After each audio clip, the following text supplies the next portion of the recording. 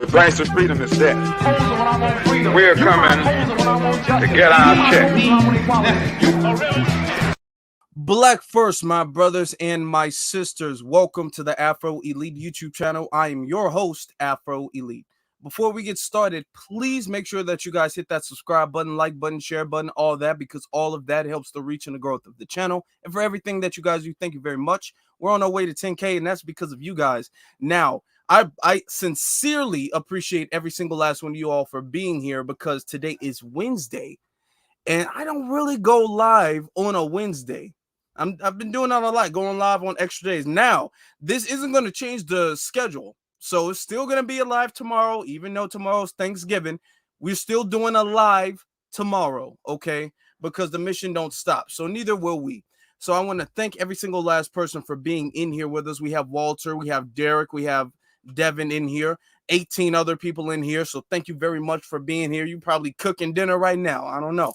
But this would be nice to listen to while you cooking dinner, because today we have with us a very special guest, someone who's been on this channel multiple times before. And we have some pre-holiday history. Since, you know, everybody's in a family mood and all the family are coming together, I decided that this would be the perfect time to have Dr. Winters return with us so we can discuss some of our Indigenous history. Also, we have an announcement we'd like to make towards the end of this. So without any further ado, let me introduce our good brother, Dr. Clyde Winters. What up, though? What up, though? How you doing, Afro? How you doing? Fine. And you? I'm good. I'm glad to see you. It's been a minute since we did a collab or an interview, so I'm glad to have you. I'm glad to have you back. Well, you know, it's always good to be with the real McCoy, but what can I say? I'm just yes, indeed. Because it's so exciting, because Sister Marie Charles, Dr. Marie Charles in London, she's found out that a lot of us don't carry our slave names. Our surnames were names that we had before we came over as chattel slaves from Scotland and Ireland. It'd be pretty interesting if some of your ancestors may have been among those first slaves, because the first chattel slaves in America were not Indians, were not Africans, they were Black Irish. Yeah, and we're gonna get into that now. We have with us this book. It is called History of Blacks in America, History of Blacks in America, from prehistory to 1877. So I got a couple of things I would like to ask you about that, and about your statement that you just made. Now, you said prehistory from 1877. What happened in 1877? Well, in 1877, the book I really discuss all the way up to the present. But I like 1877 because in 1877 that was the end of Reconstruction. And Reconstruction was a period between 1866 and 1877. It was one of the few times that Black people were free. Black people had built up millions of dollars in the Freedmen's Bank. And Black people, in a sense, was just showing our uniqueness, showing how we can develop and how we can really rise, and create economic systems. And this shocked a lot of white people, because even though a lot of us had been former slaves, enslaved, people came out. Black people didn't even go to school, and they learned how to read on their own. Black people started their own businesses. Black people began to find their family members. If you notice, we're the only people in the United States who really have an emphasis on we try, not all the time, but we try to have family reunions. We try to be straight with the family. And so 1877 was the end of that period. And after 1877, that's when they began to put us in Jim Crow. They began to destroy a lot of Black businesses. The Klan went into power, and they pulled the Union troops out of the South. And once they pulled the Union troops out of the South, Everything went downhill. The only good thing is that every brother, once they had fought in the Civil War, they was allowed to take their gun with them. So at least a lot of brothers had guns. Okay. No, that is good. And a lot of brothers need that now, because we still got a lot of racist and white supremacists that target black people. Now, I would like to ask you, you have a lot of history or a lot of experience, I would say, teaching history and Chicago schools.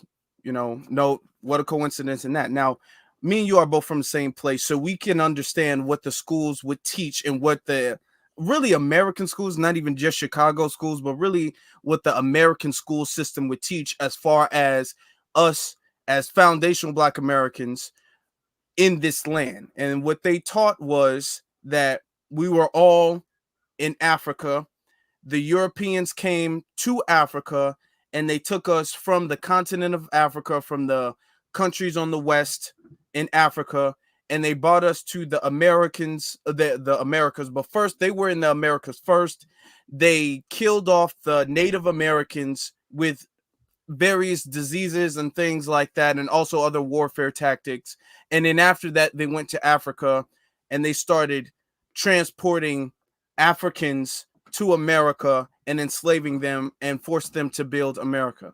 And in 1865, we were freed from chattel slavery. So as your experience teaching, did you ever have an issue trying to teach against that, or with the school boards or anything like that? Or before I ask, what part of that is not true? Okay, all of it is most of it is untrue, because they didn't kill off all the indigenous people here. Mm-hmm. They tried, but they didn't kill all the indigenous people. And most of us didn't come from Africa, A lot of us did come from Africa, but most of us didn't come from Africa. And so what happened is that when the European came over here, he landed, and if you remember, Columbus, he called everybody over here Indians. And the reason he called them Indians was because he thought he was in South India, because he found a lot of Black people over here, like in South India.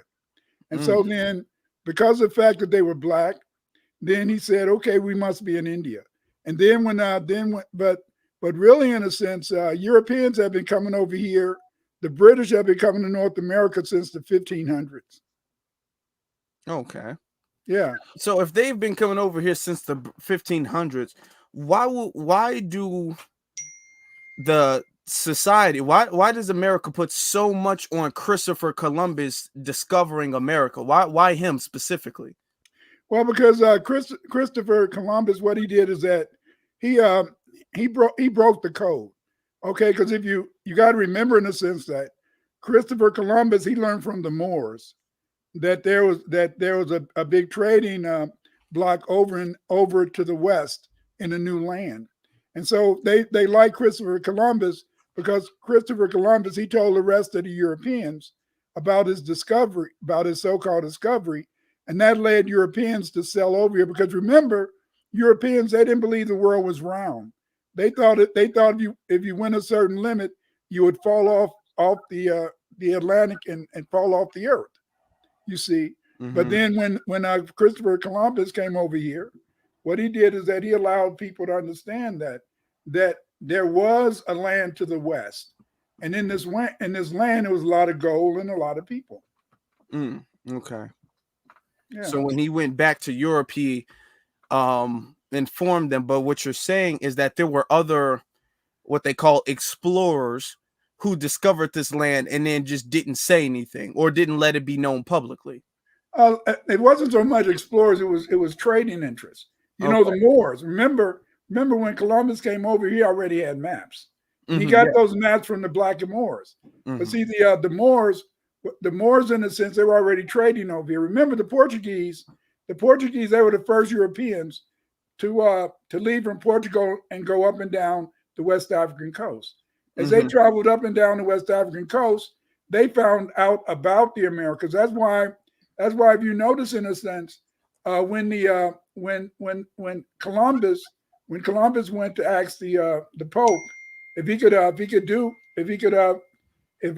if Spain could have land in America, remember they gave Portugal Brazil.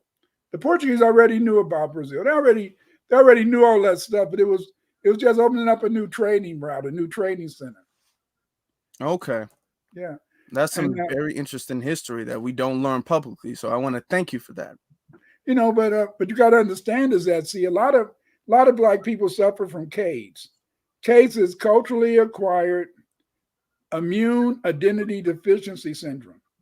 And what that is that many people, because of the fact that they suffer from Cades, they lose their identity and they begin to think that they're white, or they think they're boule, and they also feel in a sense is that they really in a sense don't want to be Black. And so you find a lot of people today, like the Hebrews, some of the tribal Black people, they keep saying that they're not Black, and they don't want to admit they're Black because they're ashamed and they have an inferiority complex, and they've caught Cades. And what Cades is that you lose your identity and you become immune to whiteness.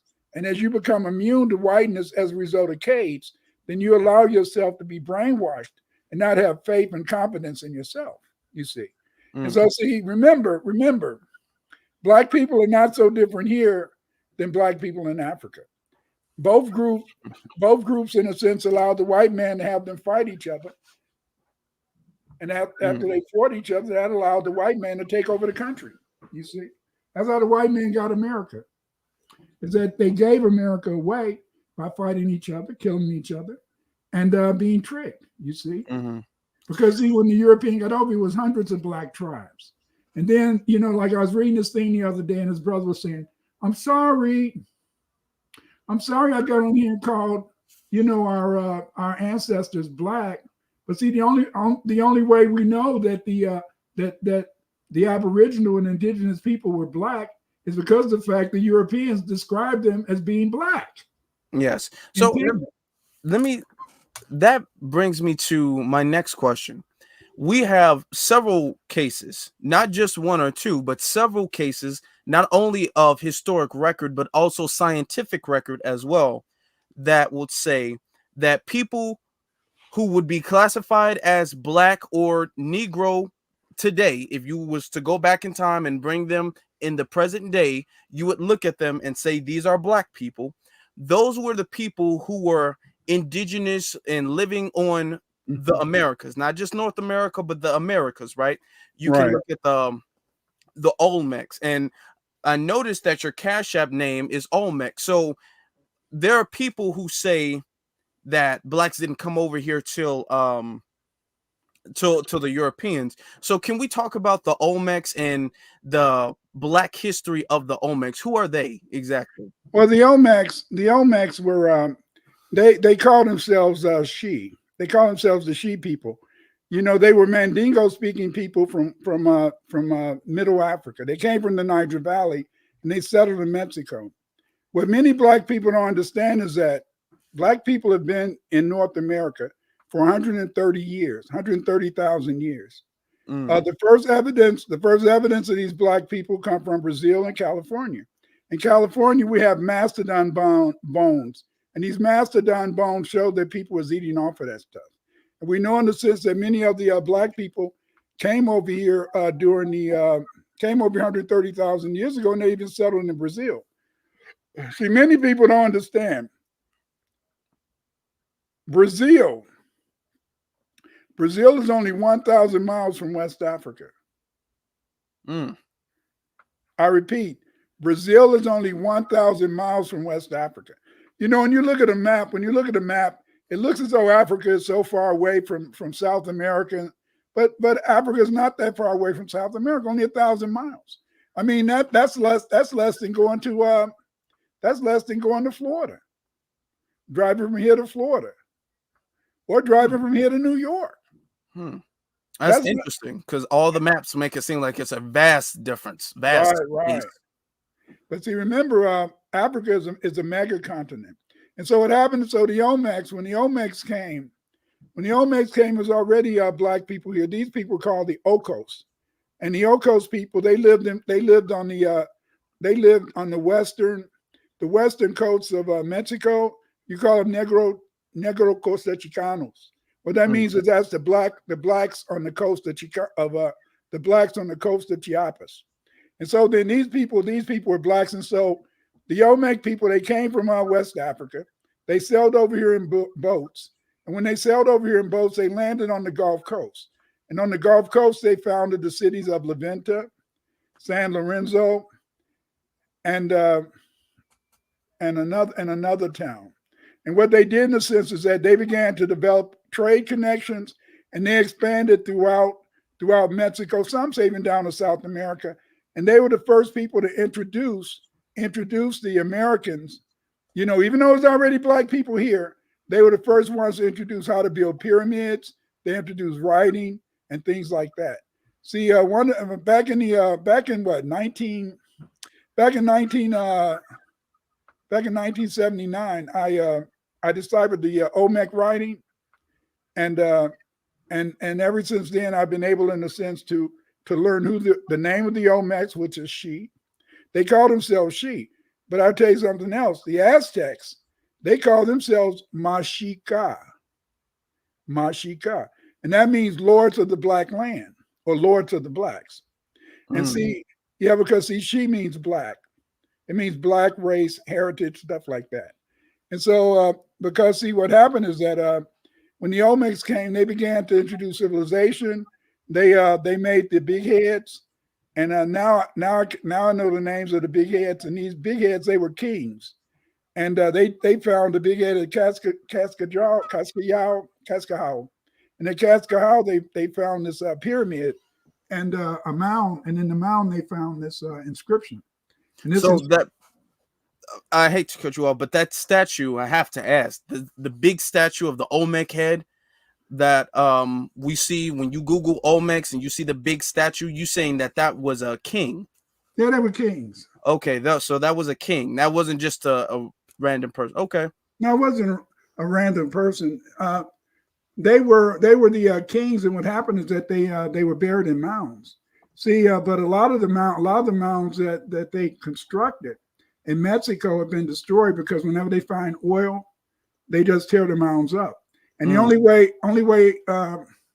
but they did find one mound, and in this mound they found a tablet, and I was able to decipher the tablet, and then the tablet told me about the king, and it told me about his burial. Okay. Yeah. Now, with all of this indigenous history that we have here, why not just tell the truth? Why not just say we're indigenous, we're native to the Americas? I mean, we have so much history to verify that and to prove that. Why teach that 100% of us came from the continent of Africa and we came here through the transatlantic slave trade? Why go out of your way to teach that mishistory, that false history? Well, see, it's important to teach that because it's about land and money. It's about land and money. You got to understand is that the European, he never made treaties with us. He really didn't, any treaty he made was an Indian giver. But see, because of the fact that when the European came here, he met the 5 civilized tribes. That was the Cherokee, Choctaw, Chickasaw, and a couple others. Okay. And so what happened, he met them. And so these people, in a sense, they were farmers. So you got to remember that we were a sedentary people. And sedentary means that we stayed in one place. We taught them how to farm. We taught them about the 3 sisters. And the 3 sisters, that was corn, beans, and squash, And so we taught them how to grow the 3 sisters. See, when when white man came over here, he found black people living in houses. We built long houses, and we built stockades or forts around our houses. You see, that's how they learned how to build log cabins. They got all that from us. Yes. And so then what happened is this is that.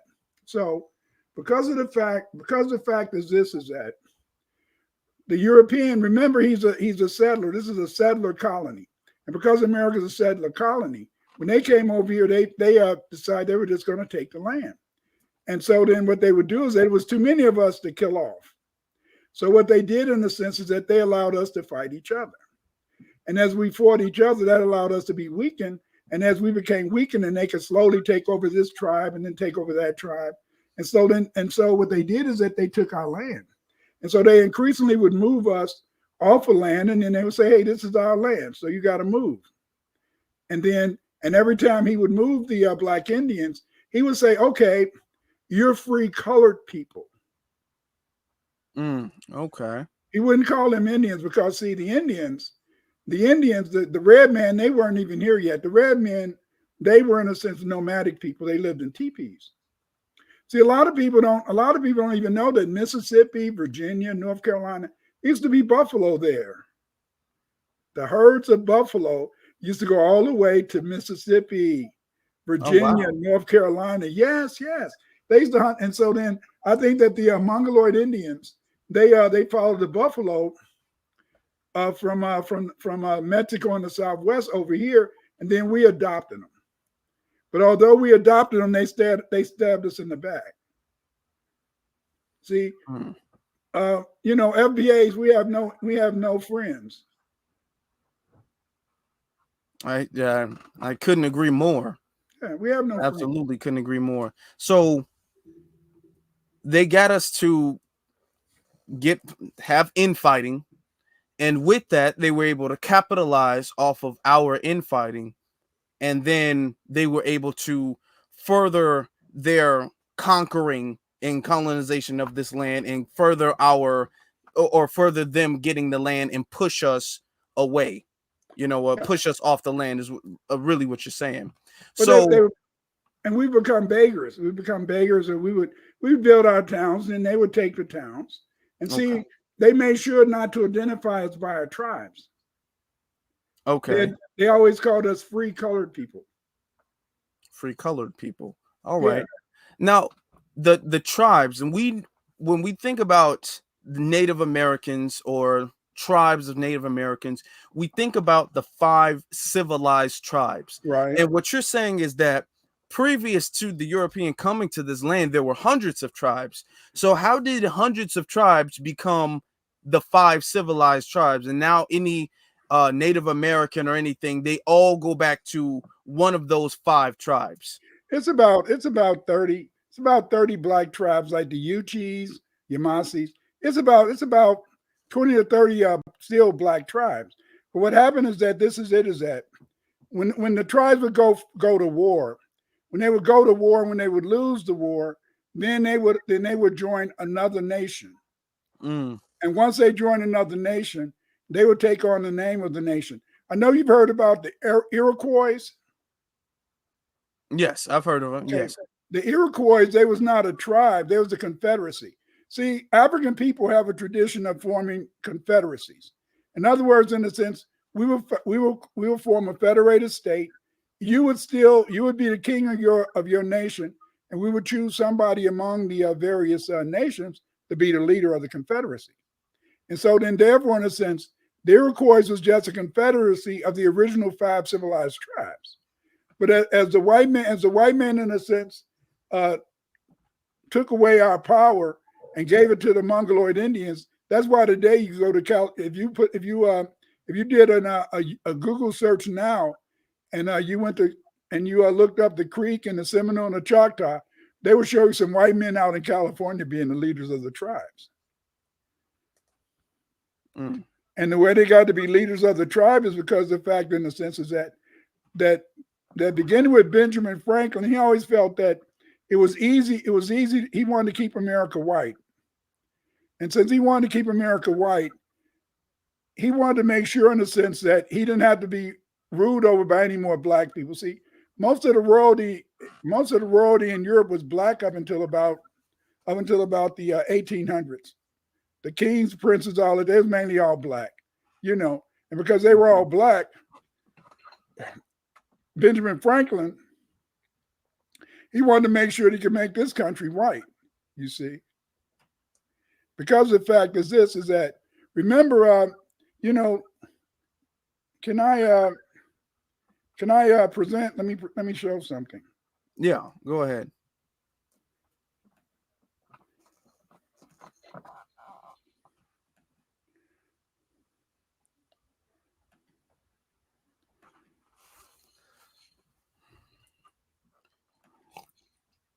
This is I'm displaying it right now. okay. Let me try to. Okay, this is it.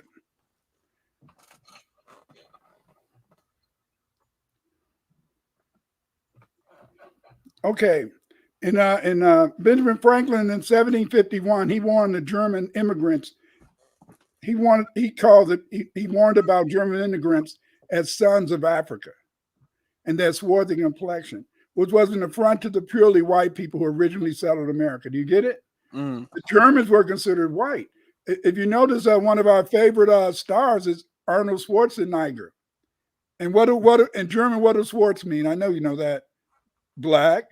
Yeah. And then nigger. So Erno black nigger.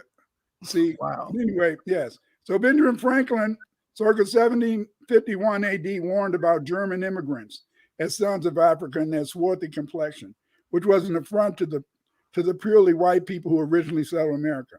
This is what Benjamin Franklin wrote. Why should Pennsylvania, founded by the English, become a colony of aliens who will surely be so numerous as to Germanize us instead of our anglicizing them, and will never adopt our language or customs any more than they can acquire our complexion. Okay, right. If you look on the right-hand side, that's a picture of a Hessian soldier. I quote, which leads me to add one remark. The number of purely white people in the world is proportionally very small. All Africa is black or tawny. Asia is chiefly tawny. America, exclusive of the newcomers, woefully so. And in Europe, the Spaniards, Italians, French, Russians, Swedes are generally of what we call a swarthy complexion, as are the Germans, also the Saxons, only excepted, who with the English make the principal body of white people on the face of the earth. So as you can see, back in those days, they wanted to make sure that they didn't allow black people over here to root them. And they were going to do everything in their power. Yes, everything in their power to make sure they were going to use everything in their power to make sure, in the sense that they kept control, you see. And so then that was what this was all about. That's why, in a sense, that they had to do what they could to destroy, in a sense, any evidence of black people ruling in this country. Very important. See, and then people say, okay, Dr. Winters, how did they turn white? What they did is they went to Ukraine, and they got some women. For a while, Ukraine was considered the home of the most beautiful white women on the planet Earth, but they were mainly hoes. And the reason they were considered hoes is because the Ottoman Turks would sell them as chattel slaves, and they would be in the harems.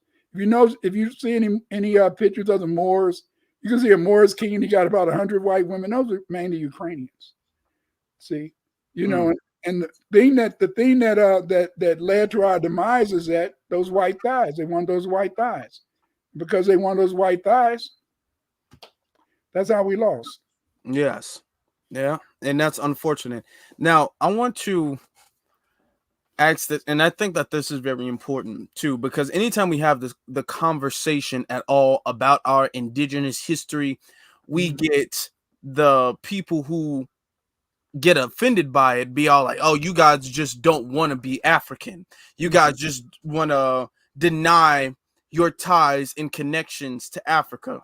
So for the record, since we're on live now, we almost have 200 people in the room on a special Wednesday night, over 200 people that just jumped up. So are we saying, or are you saying in your teachings that none of us, and even though you didn't just say this, but what you're saying to specify is that even though a majority of us were on the Americas, there still was a transatlantic slave trade where Africans were bought to the land.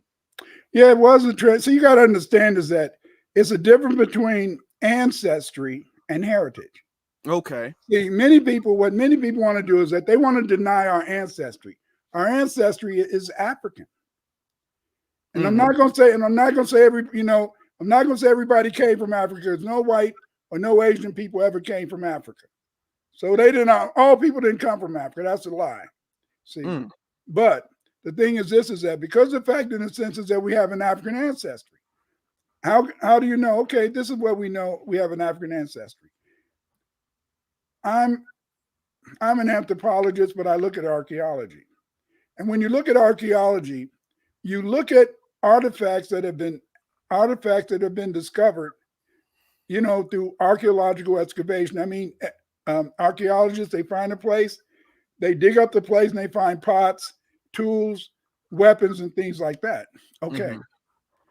The reason that I can say that we have an African ancestry is because of the fact that many of the tools that were later used by the early people over here, the so-called Paleo-Americans, were tools that first appeared in Africa. Okay. If the earliest remains were found in Africa, that means that they had to have been Africans that brought them over here. For example, a very good example of this is the Solutreans. And the Solutreans, in a sense, they settled the America about 20,000 years ago. The earliest Solutrean tools were found in South Africa. They're dated earlier than the Solutreans found in Virginia and other parts of North America. So we know that the Solutreans came and see, we have a whole mixed up idea. We see black people as one big nigga, Yeah, we do. We see black people as one big nigga, and that's a lie. There were different groups of black people that appeared at different times in history. For example, the first black people to leave Africa were the people we call Australians, the Australian Aborigines.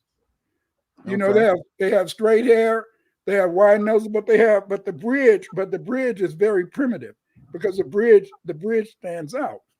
Okay, these were the first archaeological people that existed in Africa.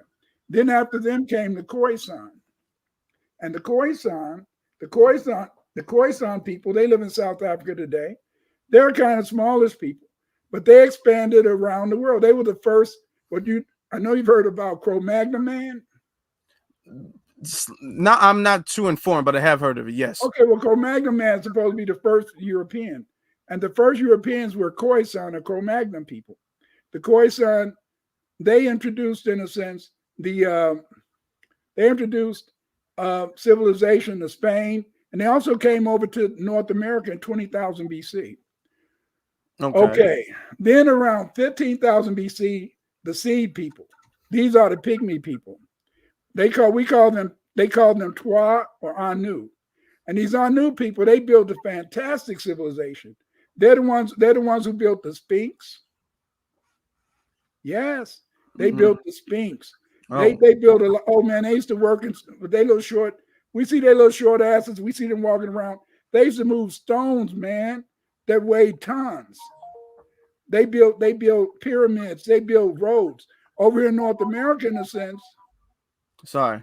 Over in North America, the Anu, they built roads with stones that was 4 and 6 feet long.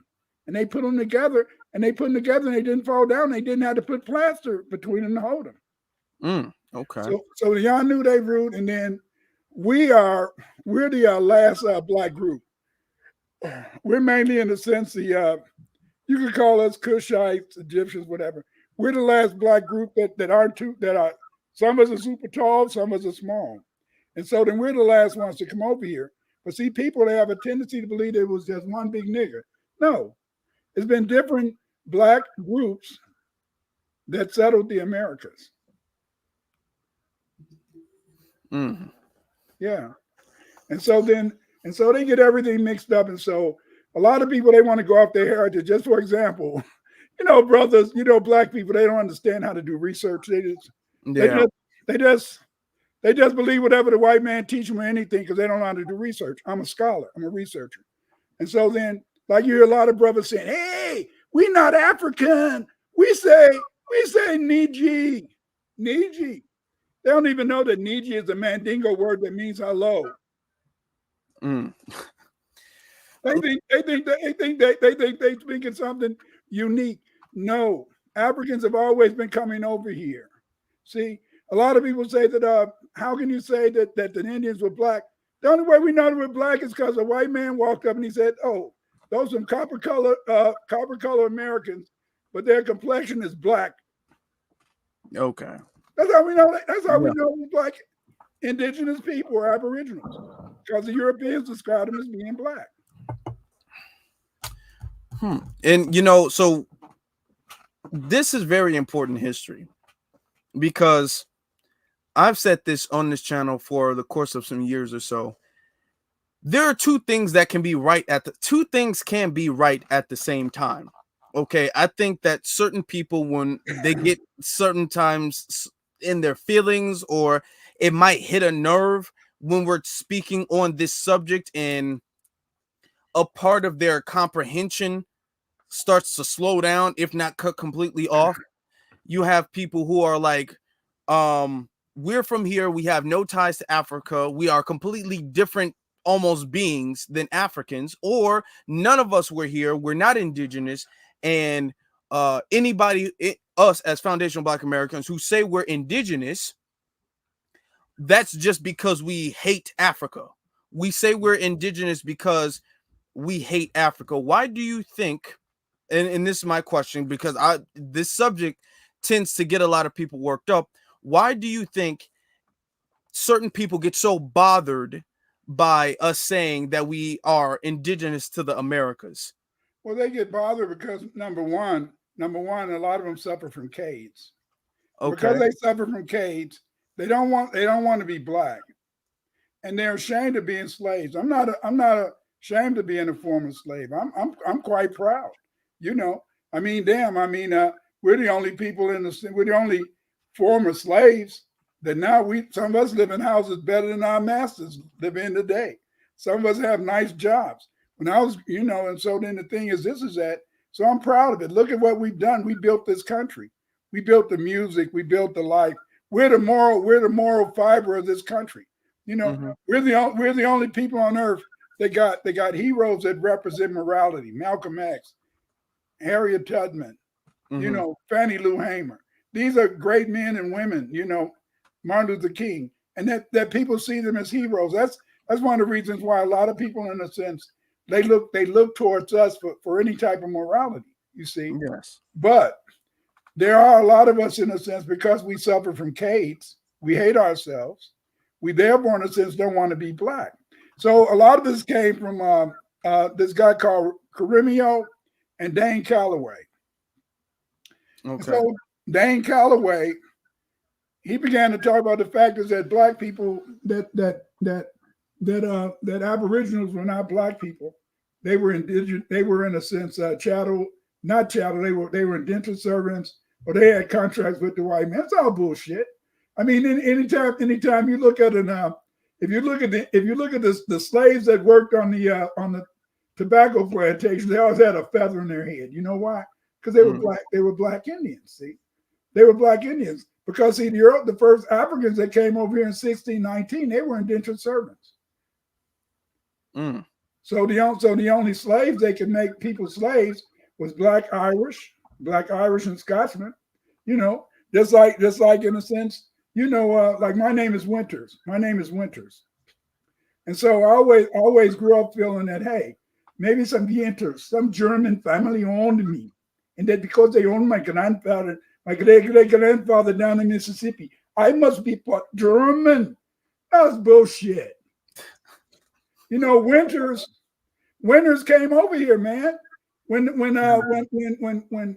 Oliver Cromwell, when he sent over 100,000, he sent 300,000, but about 100,000 black Irish over here to America as chattel slaves to the 13 colonies. I didn't say indentured servants, did I? I said chattel slaves. You see? So now I know that just because my great grandfather master was Winters and he was white, that doesn't mean, in a sense, that John Winters, my great grandfather, Clyde Winters, my grandfather, that he, in a sense, that his great grandfather, in a sense, wasn't, in a sense, a Native American. You see, and because of the fact, in a sense, that just like McCoy, McQueen, that's our names. But how did we get those names? We got those names because the first slaves on the plantations, they were Black Irishmen. Then when they put the Aboriginal Indians on the plantation, they made it. And that's how you got Black people called McCoy, Winters, McCoy, Winters, Crawford, Smith, all that type of good stuff. I wonder what's wrong with this thing. No, I can hear you fine. Yeah. I can hear you fine. So that's very interesting history, learning just about our surnames, McCoy, Winters, all of that. Crawford. All of them, Smith was really part Walker. My Uncle Walker, in a sense, my Uncle Walker, he he's always have a firm handshake. Every list of Aboriginal Black people you found a Walker. They was in the Seminole tribe, the Choctaw tribe, and stuff like that. And see, the thing is that the European, because of the fact that he knows, okay, right now we're demanding that we want reparations. Okay. We want reparations because they put it on the plantation and had us work for nothing. But now think about this. Because of the fact that many of us are descendants of the indigenous people who were made chattel slaves, since we're descendants of the indigenous people, we have a right to our land. See, the right to our land never leaves. And so even though in a sense they may have made us a slave and they may have took our land away from us when our Choctaw, Cherokee, Cree, and all that ancestors, that's still our land. There's people, there's different organizations. I wrote about 5 articles on genetics to show the genetic heritage of FBA, and they're using my genetic articles to write complaints in the American court for us to get our land back.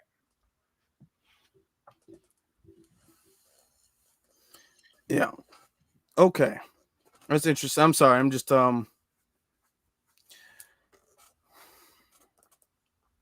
looking at there's stuff going on in the chat. Now, let me ask you a question. If they got any questions, I'll answer them. Okay.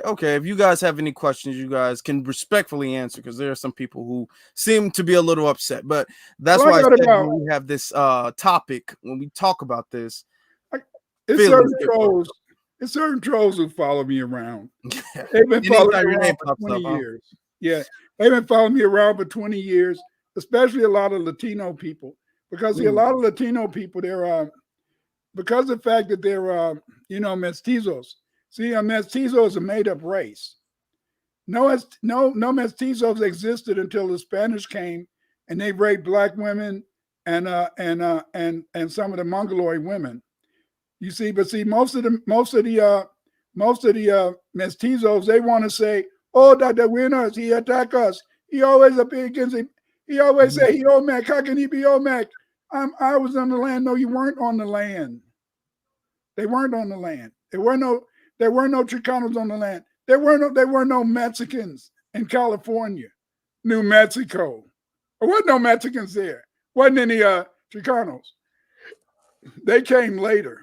See, because the original people who lived in a sense in California were all Black Native Americans.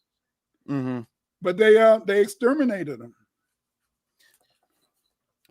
Let me ask you a question, and this is something I've been meaning to ask you, and I'm glad I have the opportunity to do so, about the treaties. We talked about how the Mongoloid, I'm gonna say the Mongoloid Native Americans actually turned on the Black enslaved people in the country, how they were slave catchers, how they even owned slaves, and how when the American government set the treaties for them, there were Black people who are a part of that, and they ostracized us and kicked us out of the treaty deals and that. So how did they do that? How were we kicked out or ostracized? This is how they did it. Is that the Mongoloid Indians, as I told you before, they followed the buffalo over to Virginia, North Carolina, Mississippi, all those places. Okay, so we saw these people coming around in teepees. They didn't have shit. they came in, they said, hey, can you help us? And then we adopted them. And because we adopted them, that allowed them to be able to represent themselves as part of the tribe. Okay. Over time, in a sense, Benjamin Franklin, he said that the best way for us to keep this country white is that we should mate with the Red Indian, because they felt if they made with the Red Indian, it wouldn't take so long, in a sense, to bleach them out. It would take about 3 generations to bleach us out, but you could bleach them out in maybe 2 generations. What I mean by that is that if you keep, okay, for example, when I was growing up, everybody, if you was light skinned, you married light skinned people, so you could carry on the lightness. For example, my father's side, they were mainly mulattoes and stuff, real light skin. And I know when I got married to my wife, my grandmother, she said, Clyde, why are you, when I first met my wife, could you find somebody a little light? Your dad, he fucked up the race, fucked the family. But I mean, hey, my wife was so beautiful, I couldn't help myself, my wonderful. Okay, and so then there you were. And so what happened is that what the European did is that he would take the black villages, the black indigenous aboriginal villages, he would just take their land and say, now you go over there, you some colored people, you live over there. Okay. And then he would tell the Red Indians, you're the Creek tribe. Now you're the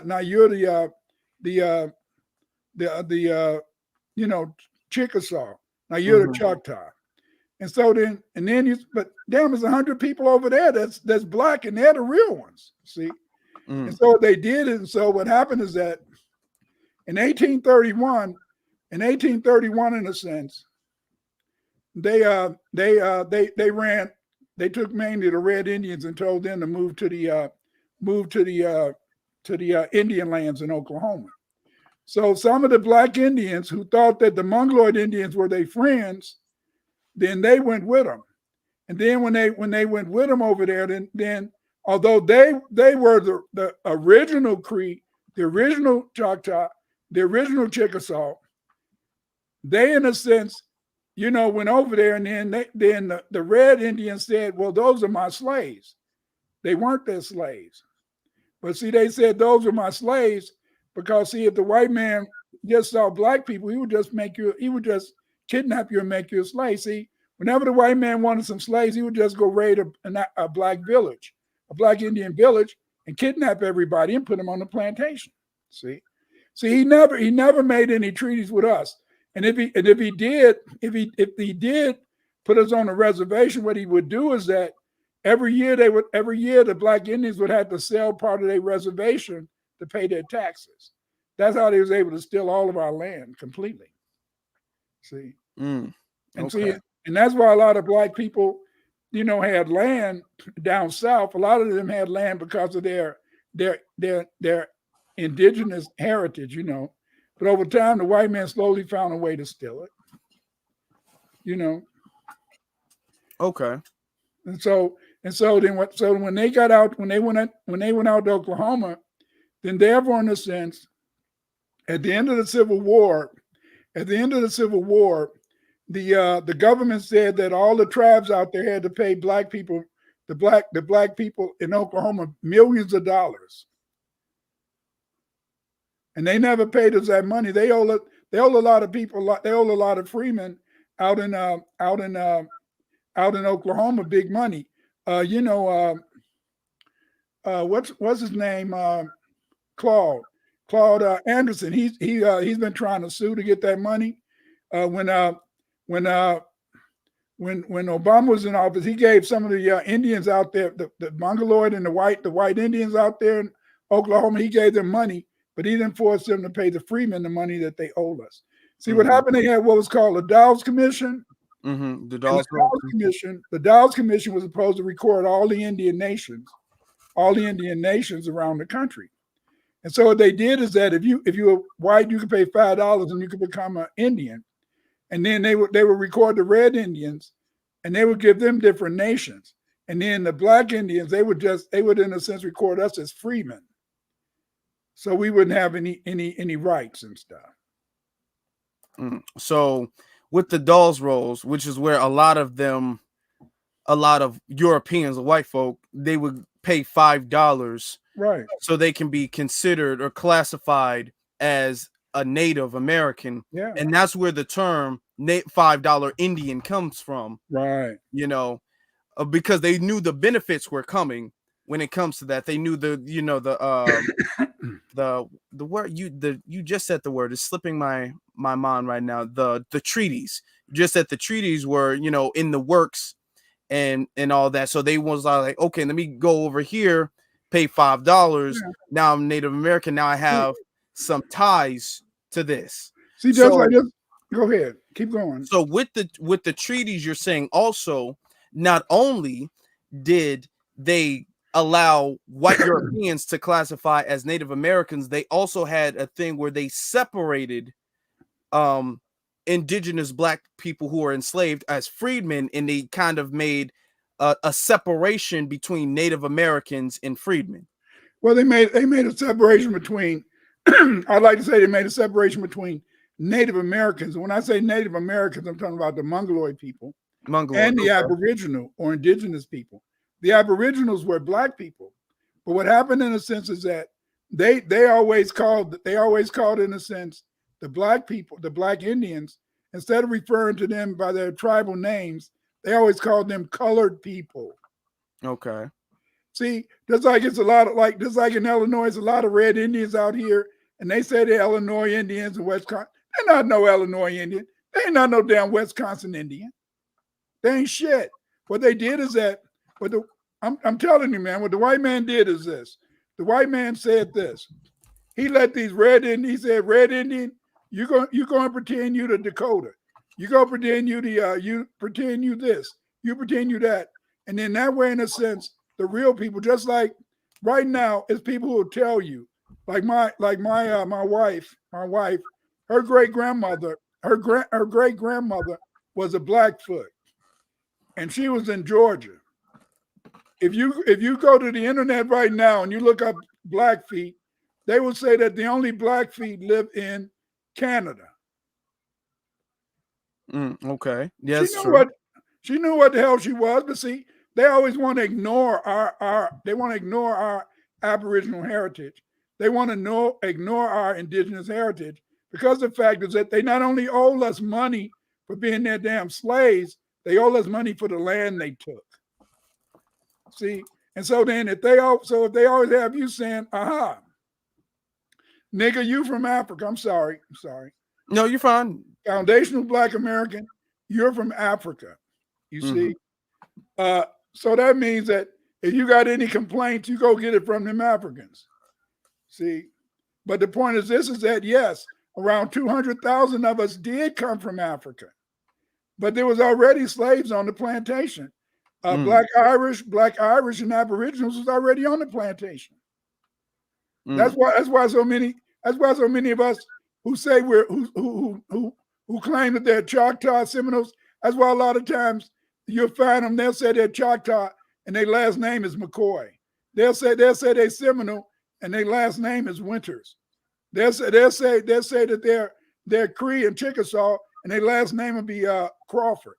That's because the fact is that the intermarriage between the Aboriginals, the Black Irish, and the Africans on the plantations, that's what led to those names. If your surname is McCoy, that didn't come from you. In fact, you had a master named McCoy.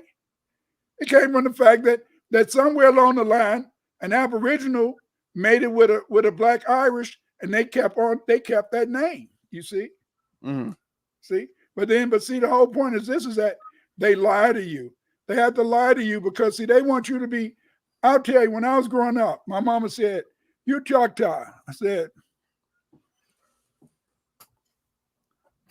"Forget being a damn Choctaw. They lose." I didn't want to be no damn Indian. I looked at cowboy movies and the Indians always lost. I wanted to be hooked up with the ancient African kingdoms in West Africa, Mali, Songhai, Ghana. I didn't want to be going around talking that stuff, even though I knew my ancestry was Choctaw. but I knew also, in a sense, I had an African ancestry. You see? So I chose, in a sense, to represent that part of me. And so now I do the research to show all of me, you see? And so, see, that European, he had to always have our mind on Africa so that we won't hit him for our money. Because, see, remember this. It's hard in a sense. You can represent yourself for, in a sense, reparations, but indigenous rights are never lost. Indigenous rights are never lost. See? So why the hell do they want you to be talking about you indigenous to America? See? And if you're indigenous to America, that means you got a right to go to the American court, the Court of the Americas, and sue to get back Detroit. We know Chicago. Was founded by Point du Sable, right? Yes, indeed. Yes. See, and they took that. And see, that's the whole point. See, it's just like what's happening over around the world. Is that we live in a settler colony. That means that people came over here to settle the land, and they wanted to take the land from the indigenous or Aboriginal people. And the indigenous and Aboriginal people here were black, and they hated us. They hated us because we were their rulers over there in Europe, and they couldn't stand that. They couldn't stand that. You see I just read you what Benjamin Franklin wrote, didn't I? Yes. Now, I would like to give it to tell the audience the reason why this type of history is so very pivotal and important, especially in our time now, is because not very long ago, I did a live stream breaking down the Great Migration and how it's different from what we see now with a whole lot of Hispanics immigrating, because they're trying to compare the Great Migration to immigration. So the reason for this is because of the fact that, as Dr. Winters has explained, they're trying to make it seem as if we are, as foundational Black Americans, comparable to immigrants who are coming over here. And we have to understand we are actually the only non-immigrant people here. So when we understand that, we can be able to combat some of their lies and their falsehoods better than saying we're different immigrants. Because when they say we're immigrants, they're like, well, come on, you can't get mad at them because you're an immigrant too. So that's why we have to arm ourselves with the knowledge of knowing that no, we're not. They're immigrants. They are. We're not. So that's why this is important. See, what they did is that they don't call them immigrants anymore. They call them migrants. Yes.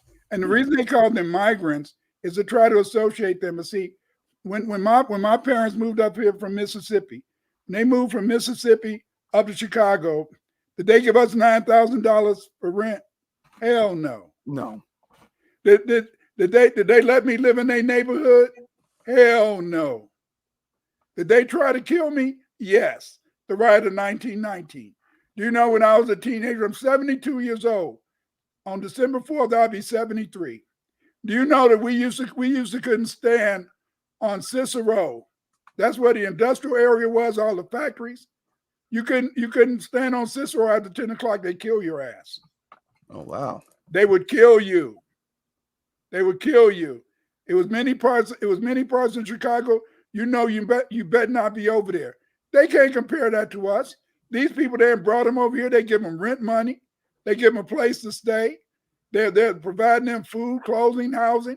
They didn't give us that shit. We had segregation and discrimination in the South, and when we came up here, we had segregation and discrimination. Did nothing change when we came up here. The only difference. Here's the only difference. The only difference is that we fight back up here. Yes, that's true. We fight back up here. I'm sorry to say, I love my Southern people. Don't get mad at me down south, y'all just don't get mad at me, y'all. Don't get mad at an old Negro. But is it a coincidence that Malcolm X was from New York? Is it a coincidence that Francis Wilson came from Chicago? She didn't come from Washington, D.C. Is it a coincidence that Amos was up here in Chicago? No, because we fight up here. We fight. We're not scared of the damn white man. We have our fears. Nobody want to die, but we don't. But we fight back. You see, there's a militance up here. You see, there's a militance up here because we learned that we were just as good as the white man up here, and we felt we want everything he got. He got it. I want it. What do you mean? You got a nice house. I want a bigger house than your house. How about that? Yeah. You got a Ford. I want a Cadillac. What the hell, baby boy? See, here's the whole point. And so that's the thing, is that it's something in the water. It's something in the water that drives Chicagoans. Carter G. Woodson, when he was down south, he was a nice Negro working in the mine. When he came up to Chicago, he said, "Damn, I want to start the Negro History Journal. I want to write Black history." And Carter G. Woodson, when he went back to Washington, D.C., he came from Chicago, baby. Chicago. And now, of course, this ain't no disrespect to the South. We love the South, and I love everybody from all the own code Black people from the South. But there is a uniqueness of Chicago. There's a unique warrior spirit that resonates in Chicago. That's true. And you can even tell that by how Chicago is really at the forefront of fighting back against the migrant invasion. Right. You know what I'm saying? Now it's happening nationwide, but the city you mainly see that's really giving the Black population that's really giving the most pushback is Chicago.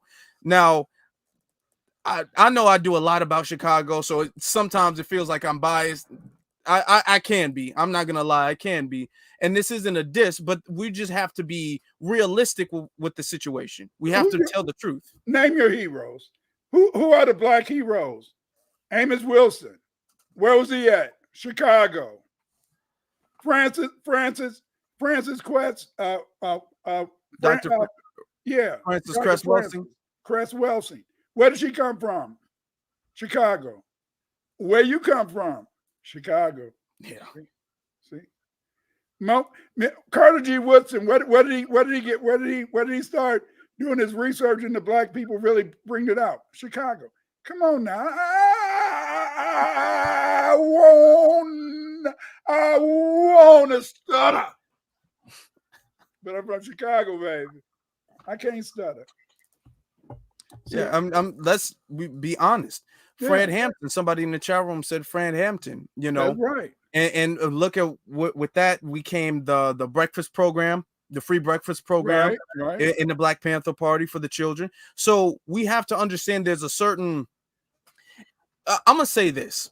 It's not like every other place is weaker. We're not saying we're better, but we are saying we're different. We're different in a certain way. Every single place in America where foundational Black Americans really have resonated in have a uniqueness to them. You know, there's a uniqueness to the South in Mississippi that's different from Chicago or that's different from Georgia, you know. So there's a uniqueness in Chicago as far as certain things are concerned. This isn't to diss anybody else, because I know some people from Texas end up there like, wow, I just can't believe it.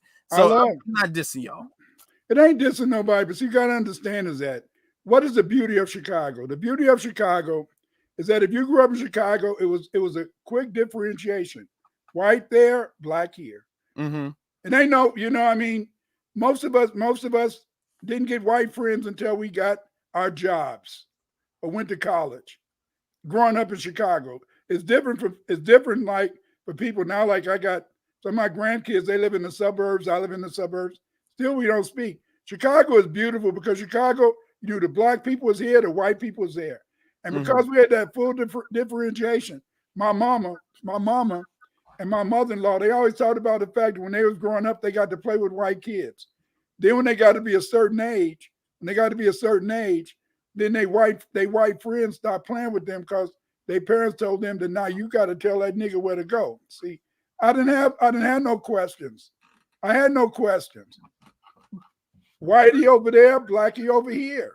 I had no questions. That's why Chicago, they don't have you questioning because it's a pure differentiation. Not so much today, but even today, we still call the most segregated city in America. Yeah, I believe currently that Chicago is still the most segregated city, even today. Even literally, even today, the most segregated city in America. And see, because of the fact that I clearly knew I was black, and I was proud. You see, when I went to high school, I went to DuSable High School. We were taught Black history. I had a Black history class when I was in high school. And, you know, I mean, now you can't even find a Black history class through in the state of Illinois. You know what I'm saying? Yeah. And so what I'm just saying is that I'm not trying to diss anybody, but the point is this: because of the fact that we had a clear differentiation between black and white people. If you caught Cades, you just caught Cades because you wanted to catch it, because they wasn't going to be your friend. They wasn't going to help you up. They wasn't going to pick you up. So then you didn't have that problem. You know, that's the way it was. You see, you know. Do you think that the segregation in Chicago, do you think that in the way that kind of forced the Black Chicagoans to recognize the situation in ways that we didn't have to in other places? Of course it did, because the point is this: is that you knew it was a clear differentiation. You knew you better not be on Cicero past 10 o'clock. Now black people live over near Cicero. When I was growing up, wasn't over there. You knew you better not be on the southeast side. Like now you can go to, that used to be a Jewish area. Black people didn't go over there. That was all Jew. When you went past South Shore, when you went over the South Shore, that was all Jewish. You know, but the Jews they stayed over there because they couldn't live nowhere else. See? They didn't start moving over there. See, a lot like the open housing that helped the Jews to move out of Chicago into the suburbs. Yeah. And then they started. I'm very careful when I talk about certain groups because the platform doesn't like it. But then, coincidentally, we started being not subjugated, gatekept from the suburbs.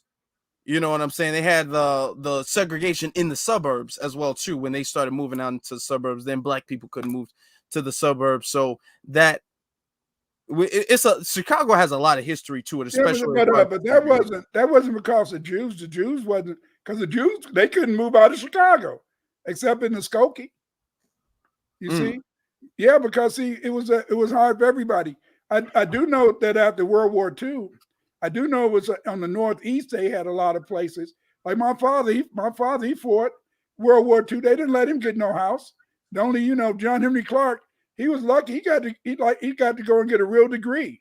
The other black people, the only college they wanted you to go to after World War II was to a barber college.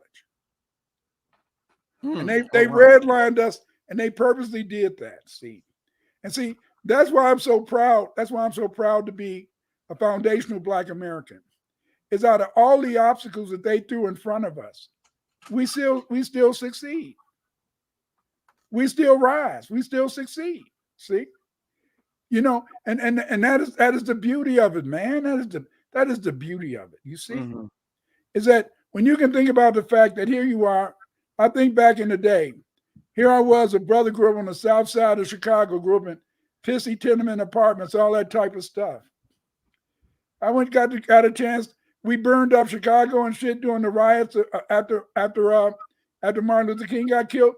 And they said, we're going to send this Negro to college. So I got to go to the University of Illinois. I got to get a college degree. It didn't help me with nothing for years. But again, in a sense, it allowed me to see that I was just as good as white people. I got to go to university. Many white people that started when I was a freshman, they didn't make it. I graduated on time with 2 damn degrees. You see? But the point is this, is that because I understand is that they can't compete with you. Anything that they allow you to compete in, you win. They can't compete with you. You know what I'm saying? That's true. This is why this is such a necessity. And they're so frightened and afraid anytime they allow us in the room, because they feel as if we're going to take over. not even maliciously. That's the thing. It's not like we're taking over with malicious intent. It's just, you know, the best of the best is going to make it to the end. You can't help yourself. Can't help yourself. Just like America. America was known as a place of invention. It was known as a place in the sense of technology. Why? Because we made the inventions. We made the technology. We made the damn cell phone. We made the computer work. We made the laptop computer. We're the ones who made the program that allow us to use the internet today. We did all that. We just didn't make no money off of it. That's the only bad thing, is that they rarely let us make money, but we might make enough. I repeat, we might make enough to have some semblances of success, but they're going to always, in a sense, try to find a way to keep you down. And see, that comes from the fact is that we're the only people. We're the only race of people that are purely prisoners of war. How did the Black Irish get over here? The Black Irish got over here because Oliver Cromwell hated Catholics. The blacks in Ireland and Scotland were Catholics, so he came down on them. He killed thousands of them, and then he sent 100,000 over here as chattel slaves. So the Black Irish came over here because they what? They lost the war. The Aboriginal Black Indians, the Pequot, and all of those people, how did they become slaves? They went to fight the white man. Some other Black people and Mongoloids, they sided with the white man, and once they beat that Black Indian tribe up, they put them Black people as slaves. Then they kept on doing that, and so those Black people became slaves. Did they become slaves because they volunteered to be slaves? No, they were prisoners of war. In Africa, when they attacked those villages, they attacked those villages. None of them brothers over there in West Africa said, "I want to be a slave. Me, get me." They fought a war and they lost. We're prisoners of war. Because we're prisoners of war, we're always trying to escape. We're always trying to fight to escape. That's why it's hard to keep us down, even in the South. That's true. See, in the South, the difference between a Southern Black man and a Northern Black man is a Southern Black man, he'll fuck you up on the slide. A Northern Black man, we got to talk first. That's true. We like talking shit. We do. That brother down south, he gonna get his shotgun. He gonna blow your ass away, and they ain't gonna say nothing about it. They gonna be quiet. Up here, we got to talk it. Yeah. That's true. That's true. And see, you know, we got to talk a little trash as we doing it, before, after, and as we doing it. They just straight with the business down there. That's why they straight with the business, babe. See, you know, but the point is this though, is that we do need those people. We do need those heroes, man. We need heroes. We got heroes. We got heroes. We got heroines. You know, we got people we can look up to. We got people who we can be proud of. No other people on the planet Earth got people they can be proud of. Name somebody in Ghana who the Ghanaians can look up to. Not. What about Nigeria? Not. You know, what about South Africa? Maybe. But even that brother, he became famous because of us. We freed South Africa. How did we free South Africa? I was a teacher. We went to our union and said, we don't want you to invest in any company that invests with South Africa. The automobile unions did that because of Black people. We the ones who got the South Africans free. They think they got free because of the white man. No, we made them free. We freed their asses. See? Yes. That's why we're the only people. We're the only people on the planet Earth. That's why they're so upset now that we won't choose a side in what's going on over there now. They're upset. I just said this. I literally just said what you said 2 days ago. 2 days ago on my live Monday. I literally just said that. Yeah. Go ahead, please. Because they're upset because we have that moral authority. We got Nat Turner. Nat Turner, Nat Turner, we always say Nat Turner, he was a brother, but we got to remember he was a Black brother, but he's also a Nottoway Indian. They don't tell us that part. Of course, why they gonna tell you that? You'll be going on the warpath. Nigga, what? Give me a tomahawk. I don't want no damn hatchet. Give me a tomahawk. See, you got to understand is that we come from people who are fighters. When I was growing up, I got in a fight and I was too scared to fight back. When I went home, my brother said, you know, Clyde was in a fight. He didn't fight back. My mother said, you better go fight tomorrow. Eugene, take him up there to go fight. If you don't fight, you come back, I'm whooping your ass. Yeah. What happened to you when you was growing up? What your mom and daddy told you? You better fight or they was going to do what? Or they was going to whoop me when I got back if I didn't fight, if I ran away. Right. That's right. They didn't tell us, for you people who live out of town, they didn't tell us to go kill each other. They just said, yeah. They think Chicago people just about killing. But so then, and this happened in the South too. Mm-hmm. Our people are a race of fighters. I remember, you know, his brother asked some sisters once. He said, why do y'all keep fighting when you know you're going to lose? They said, we keep fighting because we want to get on the white man nerve. We still going to fight. And see, that's why Afro Elite, that's why we fight. Even though we know we're going to lose, we still fight. And they can't stand that. And that comes from the fact that we're prisoners of war. We always trying to jailbreak, baby. We always trying to jailbreak. We're trying to break out of this damn jail. See, you know, they tried to trick us and say, go to Africa. Get out of here. Most of us say, I'm going to stay right here. Why the hell I'm going over there? This is my country. Why I got to go over there? See, I made this country. I made the music. I made the food. I made the literature. I made the art. I made every damn thing over here. What did you bring to America? You brought nothing to America. Even the damn so-called classical music, it was done by damn black people. Beethoven. Mm-hmm. Yeah. Oh, that greatest literature was written by who? Shakespeare. He was a nigga.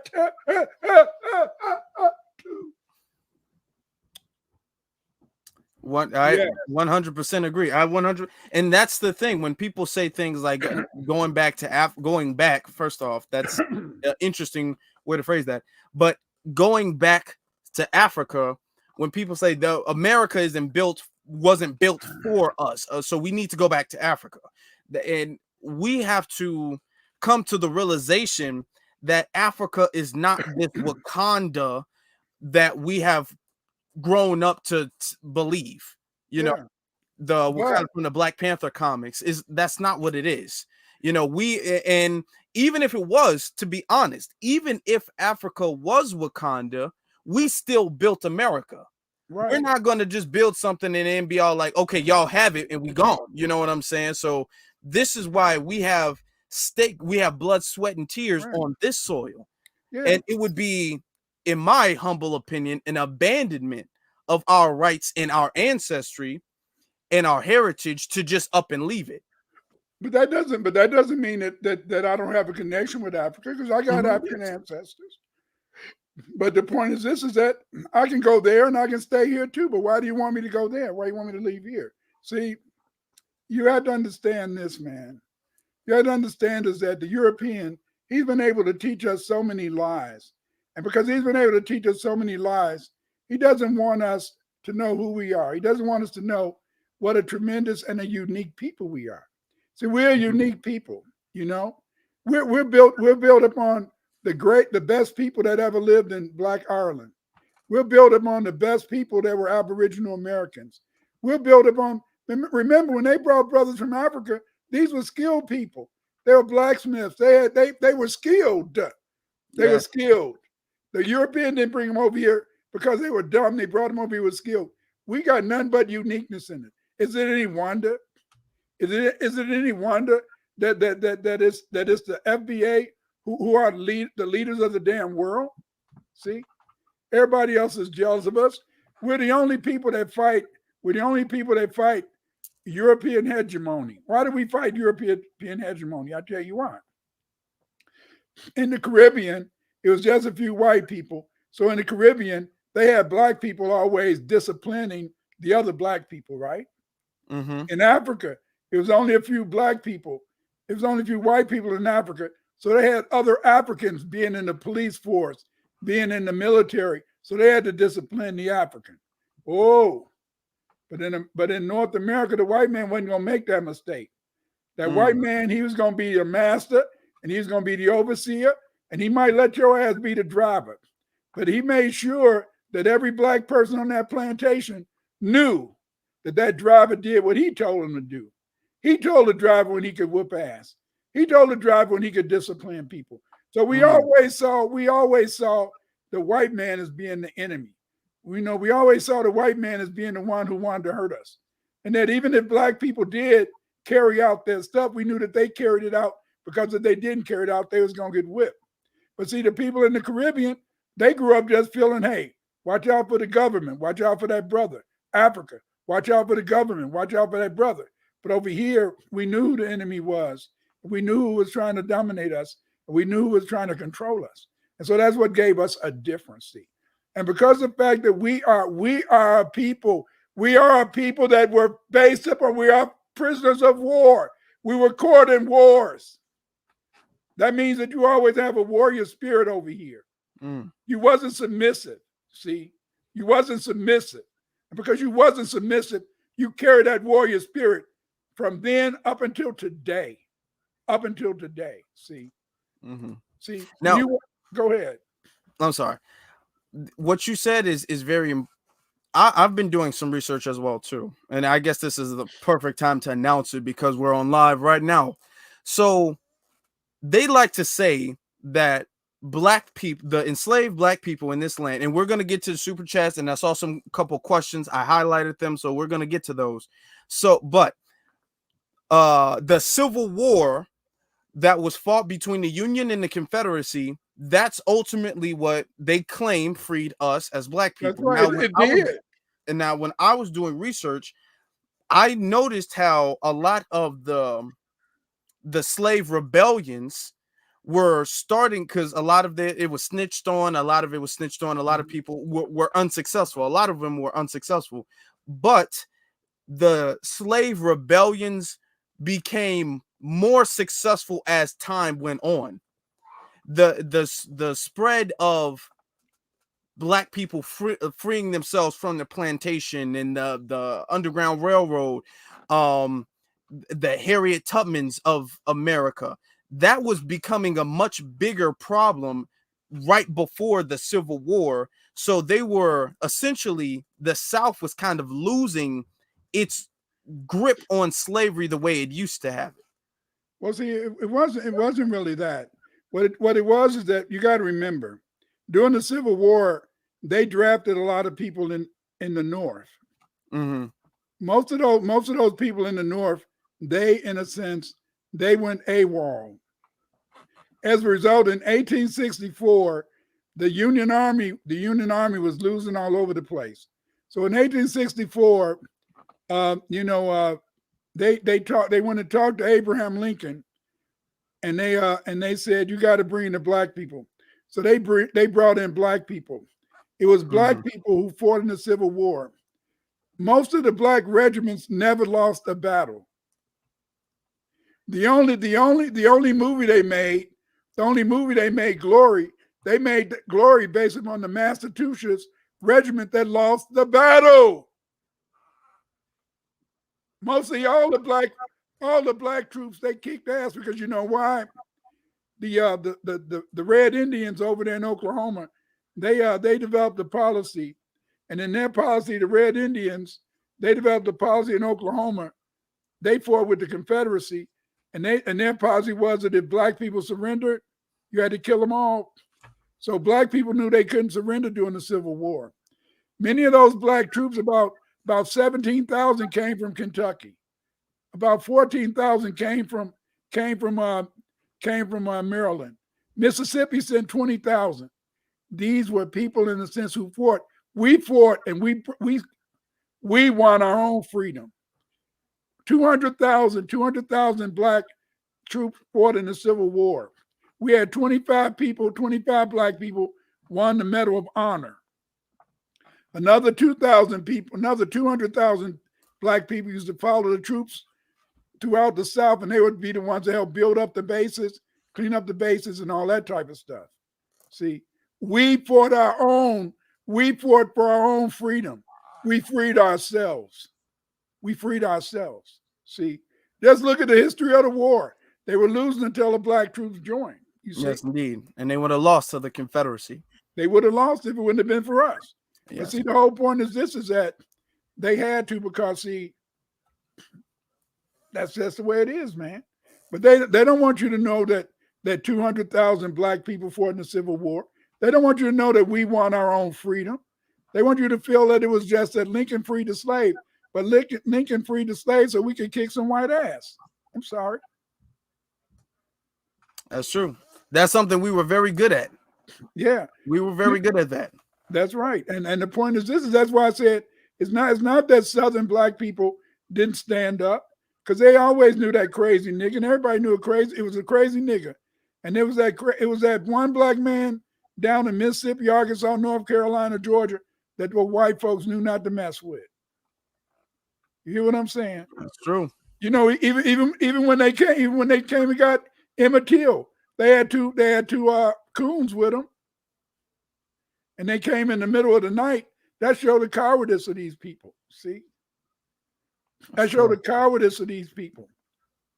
You know, it's really a shame. You know, really a shame. But the point is this: is that it's that cowardice, it's that fear, it's that fear, and that's one of the reasons why they always want to keep guns away from us. Just like if you see these coons and Uncle Tom talking about take away the guns. No, don't take away the guns. We need our guns. Because I mean, hey, you never know. Hey, you know what do Professor Black say? You got to get your tools. Yeah, got to get your shout out to Professor Black Truth. You got to keep your power tools on you. That's right, your power tools. Never know when you might have to cut somebody down. Yeah, you never know when you might need them. I want to get to Well, I still have you. I want to get to some of the. First off, let me address the super chats. We have a 1999 super chat from our brother Ren 11B Airborne. He says, "Thank you, Afro, for your work in this broadcast. Thank you very much. I appreciate it. I appreciate you being here. I know this is a special broadcast. Normally, I'm not live on Wednesday. See, I am live on Monday. See, I'm tripping right now. Thank you very much, and I appreciate you being here. I appreciate that, and I appreciate your super chat. And we have another super chat from Walter Wilborn, a $10 super chat. Thank you very much. I appreciate that. Really does help. Now, I want to get to the first question from M. Foreman. Now, if there was another question before this is when I started bookmarking it. I might have lost it, so I apologize for that. If you guys have it, just re-ask the question. But this question is, please ask your host to explain who the Black Irish were and how they got here. Okay, well, the Black Irish, when the Black Irish, in a sense, they lived in Ireland and Scotland.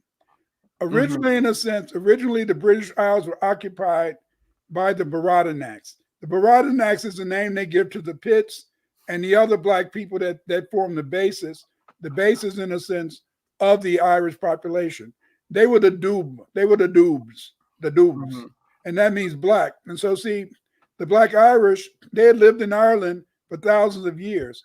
Many of these Black Irish were descendants of the Egyptians, Phoenicians, and Nigerians, who in a sense settled in the UK, settled in the British Isles. You see, it's always been black people in British Isles. In fact, when you hear about the Danes and the Vikings, you know, they always talk about the Vikings and they show you some white guy with some stringy blonde hair. That wasn't the Vikings. The real Vikings were Moors. The real Vikings were black. But they don't tell you that.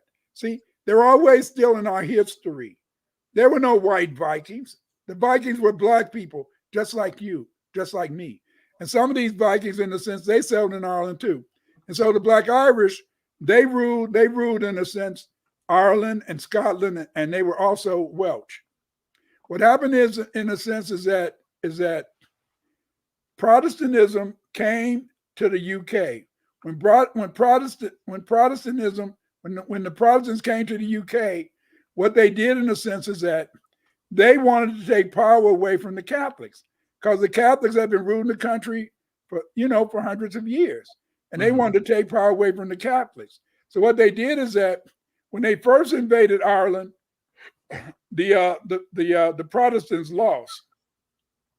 But then Oliver Cromwell, who was black also, Oliver Cromwell, he in a sense in 1650, he reinvaded Ireland, and they were able in a sense to conquer all the Irish. So what they did is that they killed hundreds of thousands of Irish. Then they sent 300,000 Irishmen over to the New World, to the 13 colonies, and to the Caribbean. They sent them as chattel slaves, not as indentured servants, because the plan was for them to never come back to England because they wanted to make it a Protestant country. And so what they did is that, so once they took the land away from the Irish, the black Irish, then they gave it to the white soldiers who came over there with Cromwell. You know, like I know you've seen where they show these royalties, and then they always show a picture of some black person who is the head of the family. So they teach you to lie that, oh, those were just some Moorish symbolism. Those in a sense, those Moorish symbols, they really in a sense have nothing to do with black people. They have everything to do with white people. No, when you see the crests of these Irish families, those crests were of the black people who are the real Irish, and then these white people came in from Britain, and then they took away their land away from them. Yes, and then they sold them over here in a sense as chattel slaves. I think the first ones came over here about 1631. 1631. One of the kings, he sent a lot of the Irish over here after they had a few wars, but it was really Oliver Cromwell. Many people can I share the screen again? Yes. Okay, many people. I did a presentation once, and a lot of people, they said, Dr. Winters, will you stop talking about Oliver Cromwell being white? Okay. And the point is this: is that they don't understand. I'm gonna do a lecture tomorrow on my screen. Okay, here's a picture. Here's the real picture of Oliver Cromwell. This is the real picture on the left-hand side, but this is the fake picture. See, what happened is that Thomas Cromwell, he's no relation to Oliver Cromwell. What he did is that he destroyed all the paintings. He destroyed all the paintings of the black elites and then repainted them white. See, this is on the left is how Oliver Cromwell really looked. But if you notice this picture on the fake one on the right, it kind of favored him, but you can see that his hair was different, his nose was different, his mouth, But see, they had to create these fakes because they don't want you to know. They don't want you to know in a sense that these people are black. Like I know you've heard about the Jacobites. They hadn't even made movies about the Jacobites. I have, yeah. And so, but the Jacobites are quite interesting. So I had that here. The Jacobites are quite interesting because, see, McCabe, did I put it in here? No, I didn't put it in here. Somehow I must have taken it out. You got a lot in there, so. Well, that's for my lecture tomorrow. Okay. I'm gonna do a lecture on my I'm gonna go on my YouTube channel. I'm gonna do a live broadcast where I talk about Bloody Thanksgiving, and I'm going to talk about how much blood was shed because see, many people, they don't know that Thanksgiving it did not come as a result of the Indians and the white people having a celebration. What really happened on Thanksgiving is that the white man he invited the Indians, to have a celebration. So he got them all drunk, and when he got them all drunk, he attacked their village at about 4:00 in the morning, and then he killed most of them, and the rest, and a lot of them, he sent the slaves, sent to work in Bermuda. Yeah. What is your YouTube channel so I can put that in? You can just go to Clyde Winters Black History YouTube channel. Clyde Winters Black History YouTube channel, and you guys will find it. Can I get to the next question? Yeah, go I'd ahead. like to get to the next question because I want to have we also have an announcement I'd like to make, right? So this comes from Be Original Entertainment. Be Original Entertainment asks, can Dr. Winters talk about how the tomahawk was a weapon and a gardening tool invented by Black natives? Okay, well, see, I know that some people, they believe that the most utilitarian tool for Black people was a hatchet. No, the hatchet you could just chop down trees. But what made the tomahawk so important is that the tomahawk could be used to cut down trees. It could be used as a hammer if you had the hammer and nails. It could be used in a sense if you wanted to make, if you were gardening, it could help you to make hoes. You know how you get a hoe, and then, well, you may not know, but you get a hoe and then you use it in the soil so that you can rake up the soil to plant crops. So the tomahawk was used for farming. The tomahawk was used in a sense as a hammer to hammer nails and stuff. Because remember, we didn't live in teepees. We didn't live in teepees. We lived in long houses. And these long houses in a sense were built of wood and nails, you see.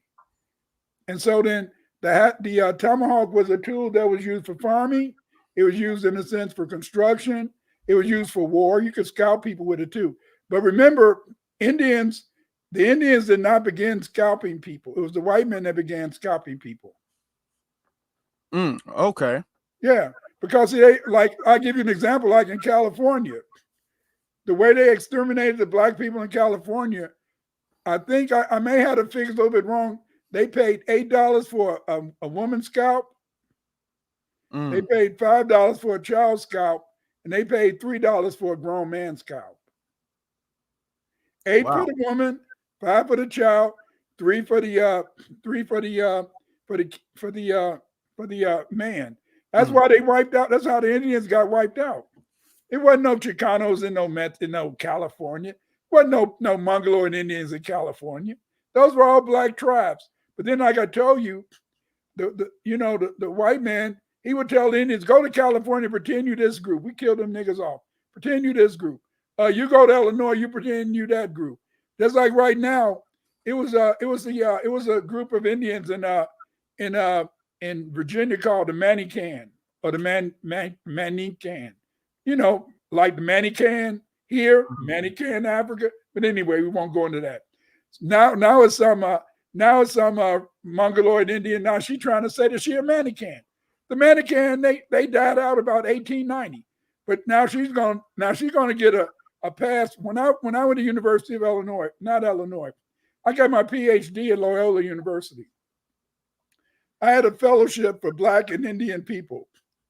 This fellowship paid $10,000 a year plus my tuition, So I was still teaching, but I mean, hey, mama need a new pair of shoes. I had to get the fellowship, keep mama looking good because I like my baby to look good, And so then I never met.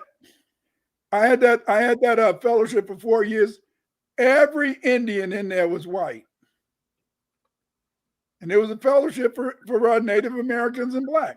But see, again, as I said, that's how it is that, white Indians get checks. The Apache, Navajo, and all them, they don't get no checks, you see. Except I think they get checks. They get pretty good checks in New Mexico, I think. But outside of New Mexico, they put them on reservations. Just like they always try to tell you that those white people in Oklahoma and these red Indians are the damn 5 civilized tribes. Now, the 5 civilized tribes, remember, they were good cooks, right? Oh, yeah. They were the ones who taught people how to cook cornbread, all that type of stuff. Name the Native American red man restaurant you ever went to. It ain't none. I was really thinking like, I've never been to one of those. Because it ain't none. Because it was us. It was us. We're the ones who did that. We're the ones who taught people how to cook chicken, all that type of stuff. Just like all the American food, man, American cuisine, apple pie, chicken, all type of chicken, rice, corn. We made that shit. Excuse me. Just like down in Mexico. You're fine. You're fine. I'm not fine. My son always tell me I got a PhD. I can't say I can say any word, but I can't. They say I can't say PUSSY. I can't say that. Nobody with a PhD supposed to say that word. Duh.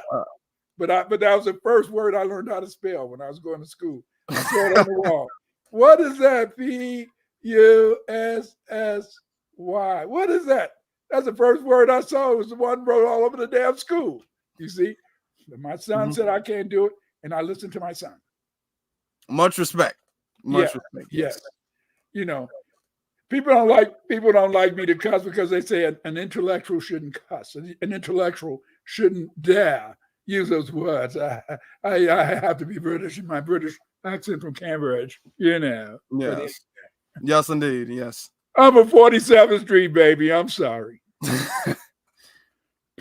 Yes. Any more questions? Yeah, we do have another question. Okay. Somebody. First off, I want to show our respects to the super chat. We have a $2 super chat from Hacksign. Hacksign KT sends a $2 super chat. Is it B1 Chief? B1 to you. Thank you very much for your super chat. I appreciate that.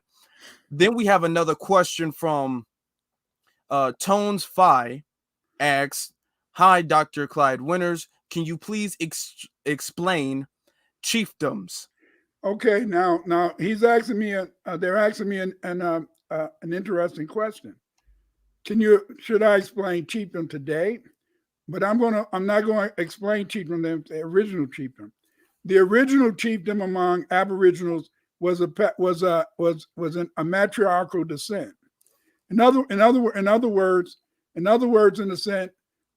words, you became in a sense the chief based upon your heritage from the woman's side, you know. And so then therefore, in a sense, it was matriarchal descent. So chiefdom, in a sense, it was hereditary, but it wasn't hereditary, father to son. It was usually, in a sense, from the mother's side of the family. I guess that goes back to mama, whatever it is, daddy, maybe something like that. I forgot the old saying. So you know who the mama is, but you don't know who the daddy is. So it was always matriarchal descent. The chiefs, in a sense, they were recognized, they were elected by the community, and there was some hereditary chiefs, but the hereditary chiefs usually, in a sense, was chosen on the mother's side. Okay. So in other words, you could be the king, but sometimes the child would come from the uncle or something, aunt or the uncle, because that way they could make you could have pure descent. That was how they were chosen back in the day. Okay, I see. I understand. Thank you for answering that. Now, we've been on for a minute. I think it's time for us to make our announcement, something that we've been discussing, we've been talking through, working on, and everything. What we have for you guys, and this is why I showed you guys this book right here, is because we have an upcoming event where we're going to have Dr. Clyde Winters.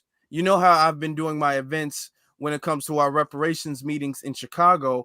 This time, what we're going to have is an event where Dr. Clyde Winters is going to be there live and in the flesh. He's going to be there, and we're going to be doing a book signing, mainly of this book. There's another book.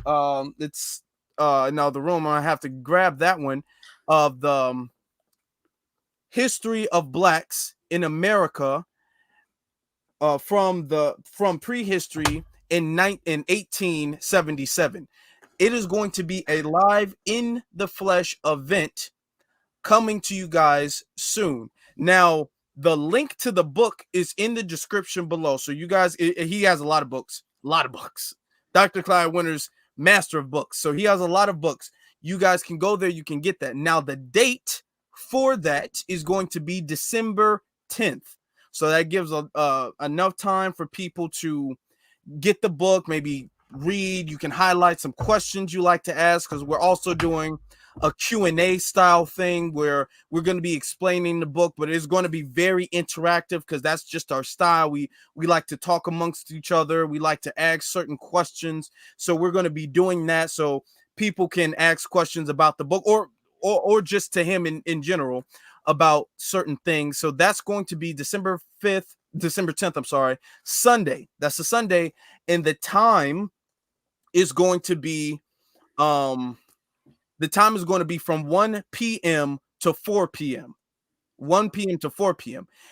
at the library that we've done before. I'm gonna have an official flyer out soon. And that way I'm gonna put that on all my social media. That's gonna be on YouTube, Instagram, Twitter, so people can remind how much is I don't know exactly how much the book is. The event is free. You just come in. Also, there will be other books. There'll be other books there. Yeah, there'll be other books too. And if you can't get the book maybe in time, there'll be copies, physical copies, so you can come in and you can buy the book there. And you might want to buy it before or whatever, so you can have him have him sign the book. Of course, because books are people like to get their book signed because that makes the book way more valuable when the author signs the book. So you'll have your opportunity for him to sign the book. So you can either buy it online or you can get it there. But, there's, of course, going to be a limited amount of copies. So you might want to get it beforehand. So that way, if you show up, there's still. I'll still sign it. Like I have 40 books, and you can order my books. You can bring if you already have books, copies of my books, you can bring those, and I'll sign those too. But again, I will have a number of books there, so you guys can come on up. What? 4801 South? What?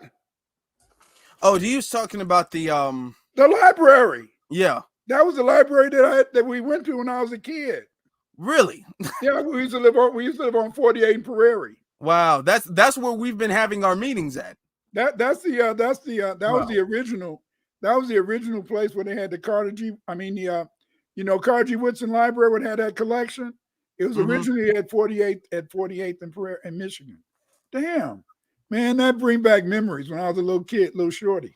Yeah, back in the day. What we normally do is there's like a meeting room in the library, and we schedule ahead, and we've already done that, so we're not going to have any type of problem with it. So we schedule ahead, and then we can use the meeting room for the set amount of time that we scheduled ahead. So we scheduled it for that time, that date and that time. So when we get in there, we can set up. There's a number of tables there, there's also going to be, different things, tools that we can use. So it's a real good setup so far. It's a real good setup. Yeah, and so but like he said, is that you can order my books at Amazon.com, and all 40 of them, buy 3, 4, 5, 6. I don't care. Just buy as many as you wish. If you wanna help me out in my research, join my Patreon. I have a Patreon. Just go to Patreon, put in there Clyde Winters, join my Patreon. If you want to send me some, you can send me money through my Cash App. I welcome all the support. Yes. But I'm very excited about this because a lot of people are always asking me, when am I going to speak in Chicago? When am I going to? So this might be one of your few opportunities to get a chance to have your book signed and get an opportunity to ask me questions, and we can have a nice little meeting. So again, I hope I'll get to see many of you there on a Sunday, December 10th, 1 to 4 p.m. Yes. It's gonna be great. What a better way to cap the year off, especially with as much stuff has happened this year. Is gonna be really good. So get this book, because this is gonna be one of. Can you give me 1 second? Let me grab the other book real fast. I'm just grab the other book real quick. I'm going to bring 5 different books, so to be other books there.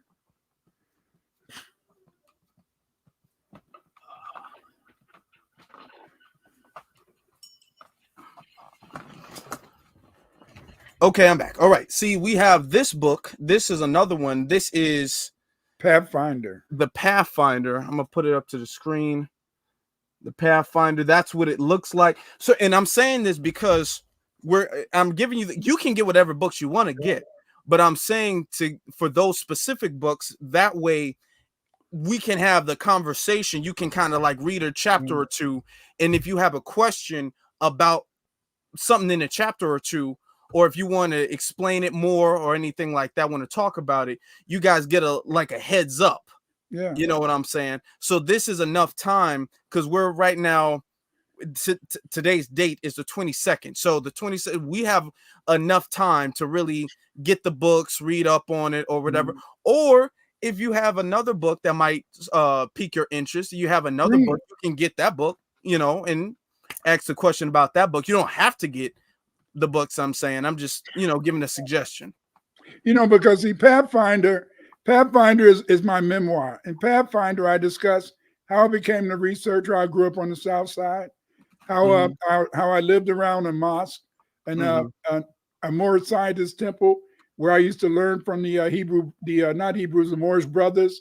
They were the first ones to take a little shorty in, teach them a little Arabic. That was when so a lot of things I learned. And so Pathfinder can tell you about my life, how I became the scholar I am today. And and the thing is, this is that I think many people will find it very interesting because, see, I'm not a boule brother. I'm a brother from the grassroots. My father did construction. My father's a worker. My father wasn't a preacher. My father wasn't a musician. So, I'm not like those brothers that you learn in Black history who had like Martin Luther King had a preacher in the family, or Paul Robeson, who had some other a preacher and somebody else. My family wasn't money. I got where I am today because the fact is that we rioted in Chicago, and they said we got to get them black people and send them away to college so they can become Uncle Toms. Some way, somehow, mainly because of my wonderful wife, I went to college and I didn't lose my identity. I went to college and I didn't lose my sense of love of my people and my race. And so today I can still be fighting for our greatness, fighting for our righteousness. The thing is this, is that I'm not here to lie. I'm here to teach us the truth. I really, in a sense, was so excited when I heard about a researcher in Britain called Dr. Marie Charles.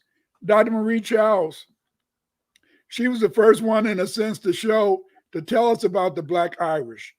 She was the first one that allowed me to do further research and find out how many Black Irish, when they said how the Irish turned white, I always thought that they were talking about, the Kennedys and all that type of stuff. No, they're not the original Irish. Those are white Irish. They came over after the potato famine. You see? Yeah. They came over after the potato famine. The black Irish came over here as chattel slaves. And for those of you who are interested, tomorrow I'm going to do my annual. Every year I usually do. I do a video on Thanksgiving. And this Thanksgiving, my video is called the bloody Thanksgiving, and I'm going to explain the blood and guts that led to us being who we are today as a people. We are a unique people. We are a strong people. We are a righteous people. Yes. Some of us do wrong. Some of us are murderers. Some of us are thieves, et cetera, et cetera. But on average, we're a very unique people. We're very righteous people. And that is what allows us to have the moral character. That's what allows us to have the moral character, to be able to be represented throughout the world as a moral people, you see, as a humble people who show humility. And that's why all these people are trying to make us join their side. We're not joining none of their sides. Yes, I can feel whatever I want to feel about what may be happening over there, but I'm not going to join those people because they don't fight for me. They don't fight for us. Exactly. And I hate to keep you, and I know we don't have, you have, okay. I saw something today about a building that fell on a group of children in Pakistan. And it was a video, very tragic, horrific video. And somebody said, if you don't care about this just because they're not your people, you're not a good person. And I look, and it was a black person who said it, and I look at that and I'm like, okay, caring about something is one thing. Right. Nobody is saying that we're looking at it like, oh well, they're just children. Nobody's looking at it like that. But fighting for somebody's crusade, fighting for someone else's cause, that's not the same thing. We can have empathy. We're very empathetic people. Yeah. However, we're learning now to separate our empathy and then charging into battle. Right. You know what I'm saying? We're learning to give the same type of energy, the thoughts and prayers. We're learning to give that. Because what happens is, foundational Black Americans, we overextend ourselves when it comes to other people's crisis, and it's never reciprocated. So now what we're doing is we're just keeping the same energy. Okay, this is how you guys act when we have problems, so this is how we're going to act when you have problems. Right. We're just on the same page. So you can't call us heartless, because this is what you've been doing. Right. Not only that, it's not heartless. What it is that we pray, we care, we feel. But the whole point is this: is that we're not going to go out there and we're not going to fight in the streets. You know, they don't fight in the streets for us, and so then therefore it's a difference between caring. It's a difference between praying. A lot of people talk to me and say, Dr. Winters, you always talking about God and all that ish. Stop talking about that God shit, because God allowed us to be in slavery for 300 years. Yes. We were in slavery for 300 years. But the point is this: is that God allows people to be as individuals. What do I mean by that? Is that each individual person has to be the judge of their own behavior. Therefore, in a sense, is that every master wasn't horrible. Most were. But they had a decision to be right, to do right, or to do wrong. And see, that's the thing that makes us human. The thing that makes us human is that we can do good or we can do evil.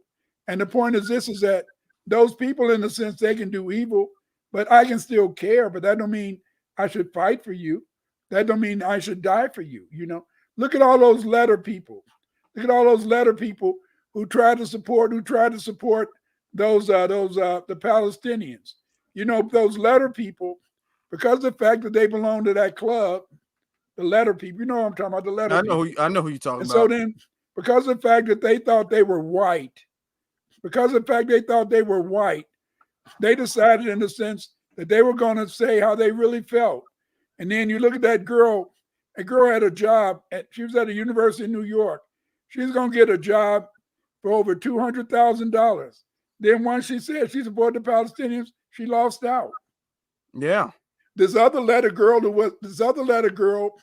wrote for the New York Times magazine, she supported the Palestinians. They fired her ass, you see? You know, because those letter people, they had Cades. And what is Cades? Cades is culturally acquired immune identity deficiency syndrome. They really thought they were white.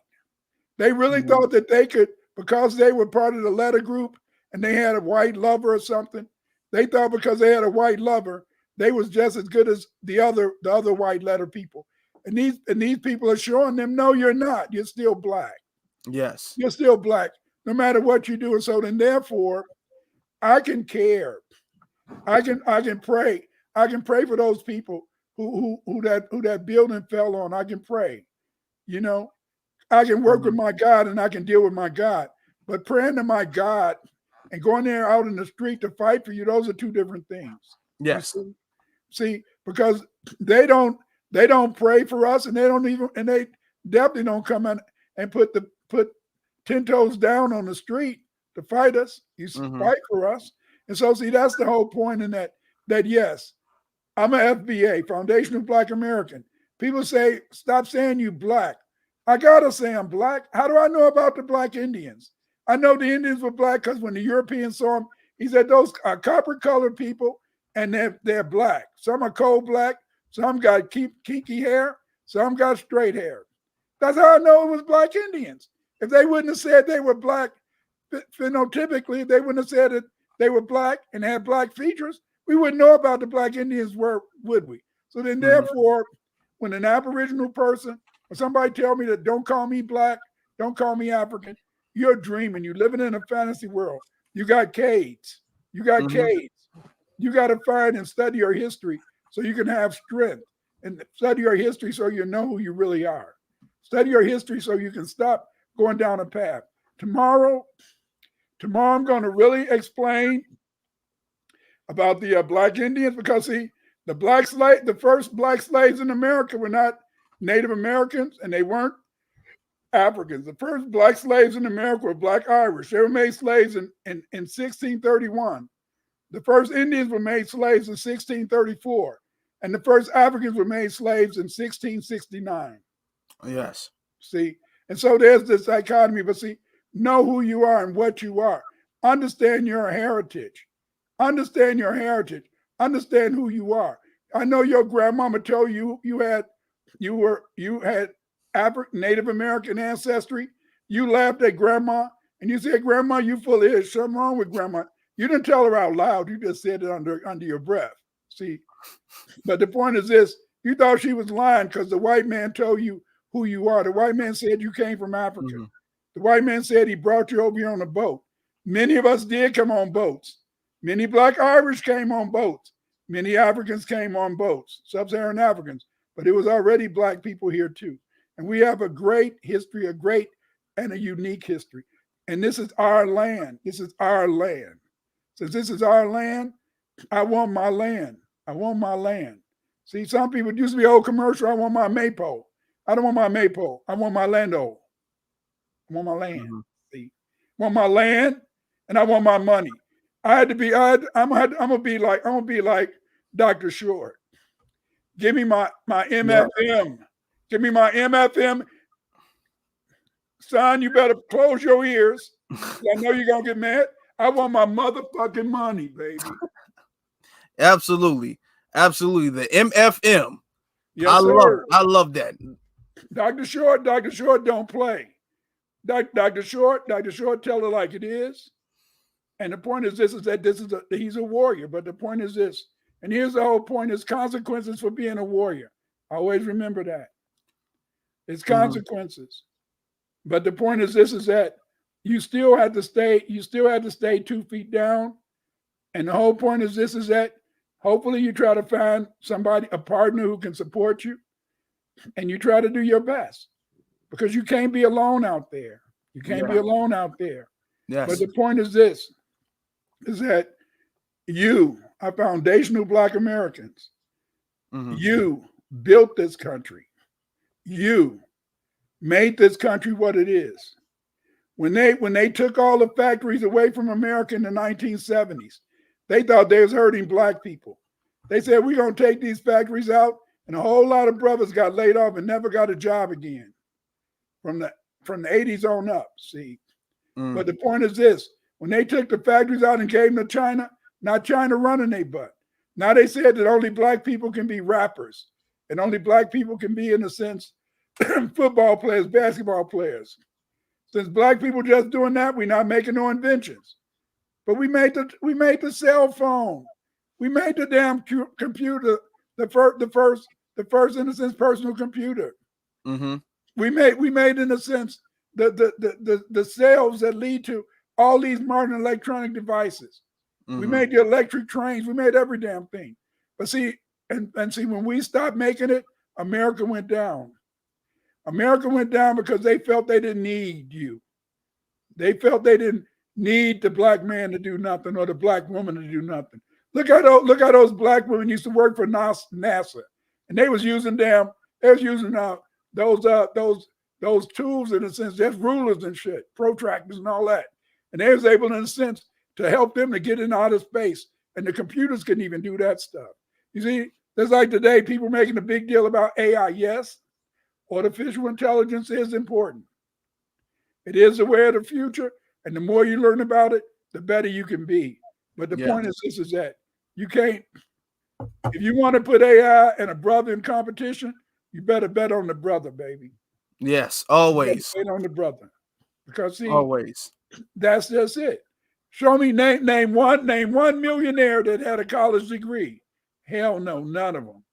Your millionaires were mainly people who maybe got a high school education, but they had an idea. And because they had an idea, they made it work. Yes. See, America ain't been ish since they started thinking everything had to be made at a university. And they not producing nothing at the universities. It comes from the grassroots. Like that brother who made that machine that can make water out of the air. And he took his machine to Flint, Michigan to try to make water for the people, and they tried to mess him up. Mm-hmm. Another brother made engines that could run a car of water. They killed his ass. Why?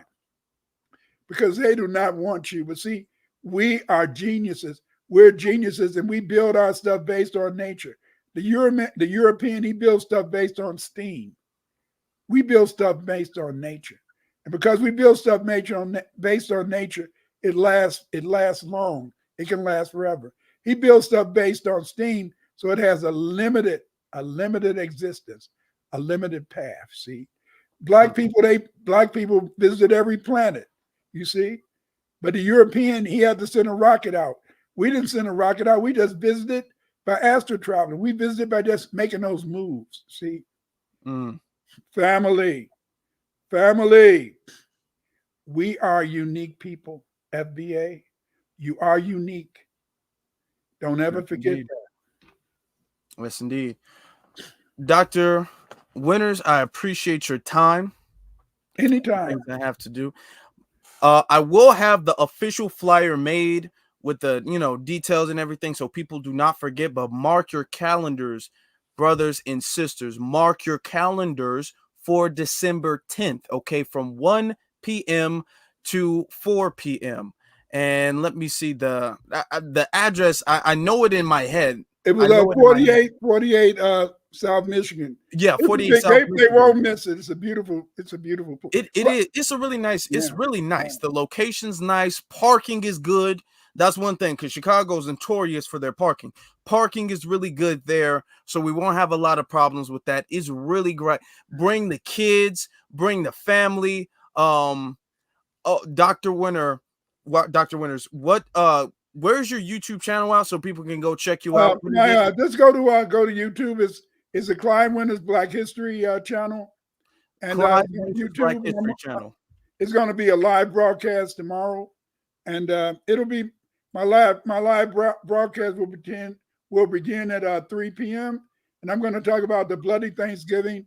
I'm going to talk about how we got where we are today. The role of Thanksgiving, because see, Thanksgiving was created. It was a day to worship killing Black people. Don't ever forget that. It was a day. It was a day that they found pride and they found happiness because they was able to kill a nig, kill a Negro, kill a Black person, and they continue to do that. But see, so it's complicated. Thanksgiving is complicated, you see.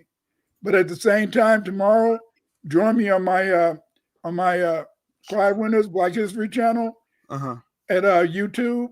Just put in there Clyde Winters. I'm gonna pop up anyway. Yeah, I got it. I put it a banner. I have a banner below us so people can see it. So y'all go check that out so we can understand the history. We can get our history on, because this is important. Family is very important. This we've been here for a little over 2 hours, and we've discussed so much history that's going to really change how we operate, how we deal with other people in our life and everything. So history is very, very important, because that's what sharpens us and fuels us and guides us to where we need to be going. So that's very important. So go check that out. He said 3 p.m. That's Central Time, 3 p.m. Central Time. Just go hit this, search it in the search bar on YouTube. Yeah. And again, thank you for giving me the opportunity to speak to the family, because the more we know about who we are, the more we know about our uniqueness, then you'll understand why we're the most hated people on the planet Earth, foundational Black Americans. Yes, we are. Yes. They hate us. But they can't do nothing to us, because our mom and daddy taught us how to fight. And that's the most important thing, is you fight. Yes. You see? Because there's nothing but power, and there's power. There's power in you being able, in a sense, to recognize your uniqueness. There's power in you being able, in a sense, to say that I am that foundational Black American. You see, that is a wonderful title. It's a wonderful title. I never used to like to write African American. I might write Afro American, but I didn't like writing African American because the fact, in the sense, is that I knew that this is our home. See, foundational Black American, that tells you all you need to know, that we're the foundational Blacks of this country. We're the ones who made this country, and this country has needed us, and it depends on us. And whenever they turn their back on us, America goes down. Yeah. Yes, that's true. Yes, indeed. Well, brother Dr. Clyde Winters, thank you very much for being here with us today. And we will see you soon. On the 10th, baby. On the 10th. Make sure you guys go to Amazon and get your books, clear your schedules, so we can definitely chop up some good game on the 10th. The 10th, right? Mark your calendars for that. Dr. Winters, thank you for being here. Thank you. Have a good night. Take care. Bye-bye. All right, bye. Brothers and sisters, that was Dr. Winters. All right. Thank you guys for being here. We had a lot of people in the chat room. I appreciate. I'm trying to close my. Okay. We had a lot of people in the chat room. I'm getting a call. I'm sorry about that. So thank you all for being here with us. I so sincerely appreciate that. My brothers and sisters, I appreciate you all so very much. I really, really do. So mark your calendars for that date. I also will be going live tomorrow at my regularly scheduled program tomorrow at 7 p.m. So don't miss out on that. We're doing a special live today, but don't miss out on that. Now, as you guys are here, make sure that you guys follow me on my various social media platforms, which is Afro Elite on Instagram and then the Afro Elite on Twitter or X, whatever you like to call it. Whatever you prefer to call it that. All right. Also, please, we're very, very close. Okay. This week has been a very good week for the channel. So please make sure that you guys hit that like button, hit that subscribe button, and hit the notification bell so you don't miss out on any future content. Okay. Also, all that stuff helps the algorithm. It helps the algorithm so we can get to our 10K goal faster. So it's important that you guys hit all of that stuff. So please make sure you guys do that. I greatly appreciate that. Be looking for me tomorrow. You guys be safe, family. I know a lot of you guys, whether you celebrate or not, sometimes people just are around their family or whatever the case is. So if you're around your family, y'all be safe and y'all have a good time and enjoy the company of your family. And with that being said, my brothers and my sisters, be one salute to every single last one of you all, and you all have a good one.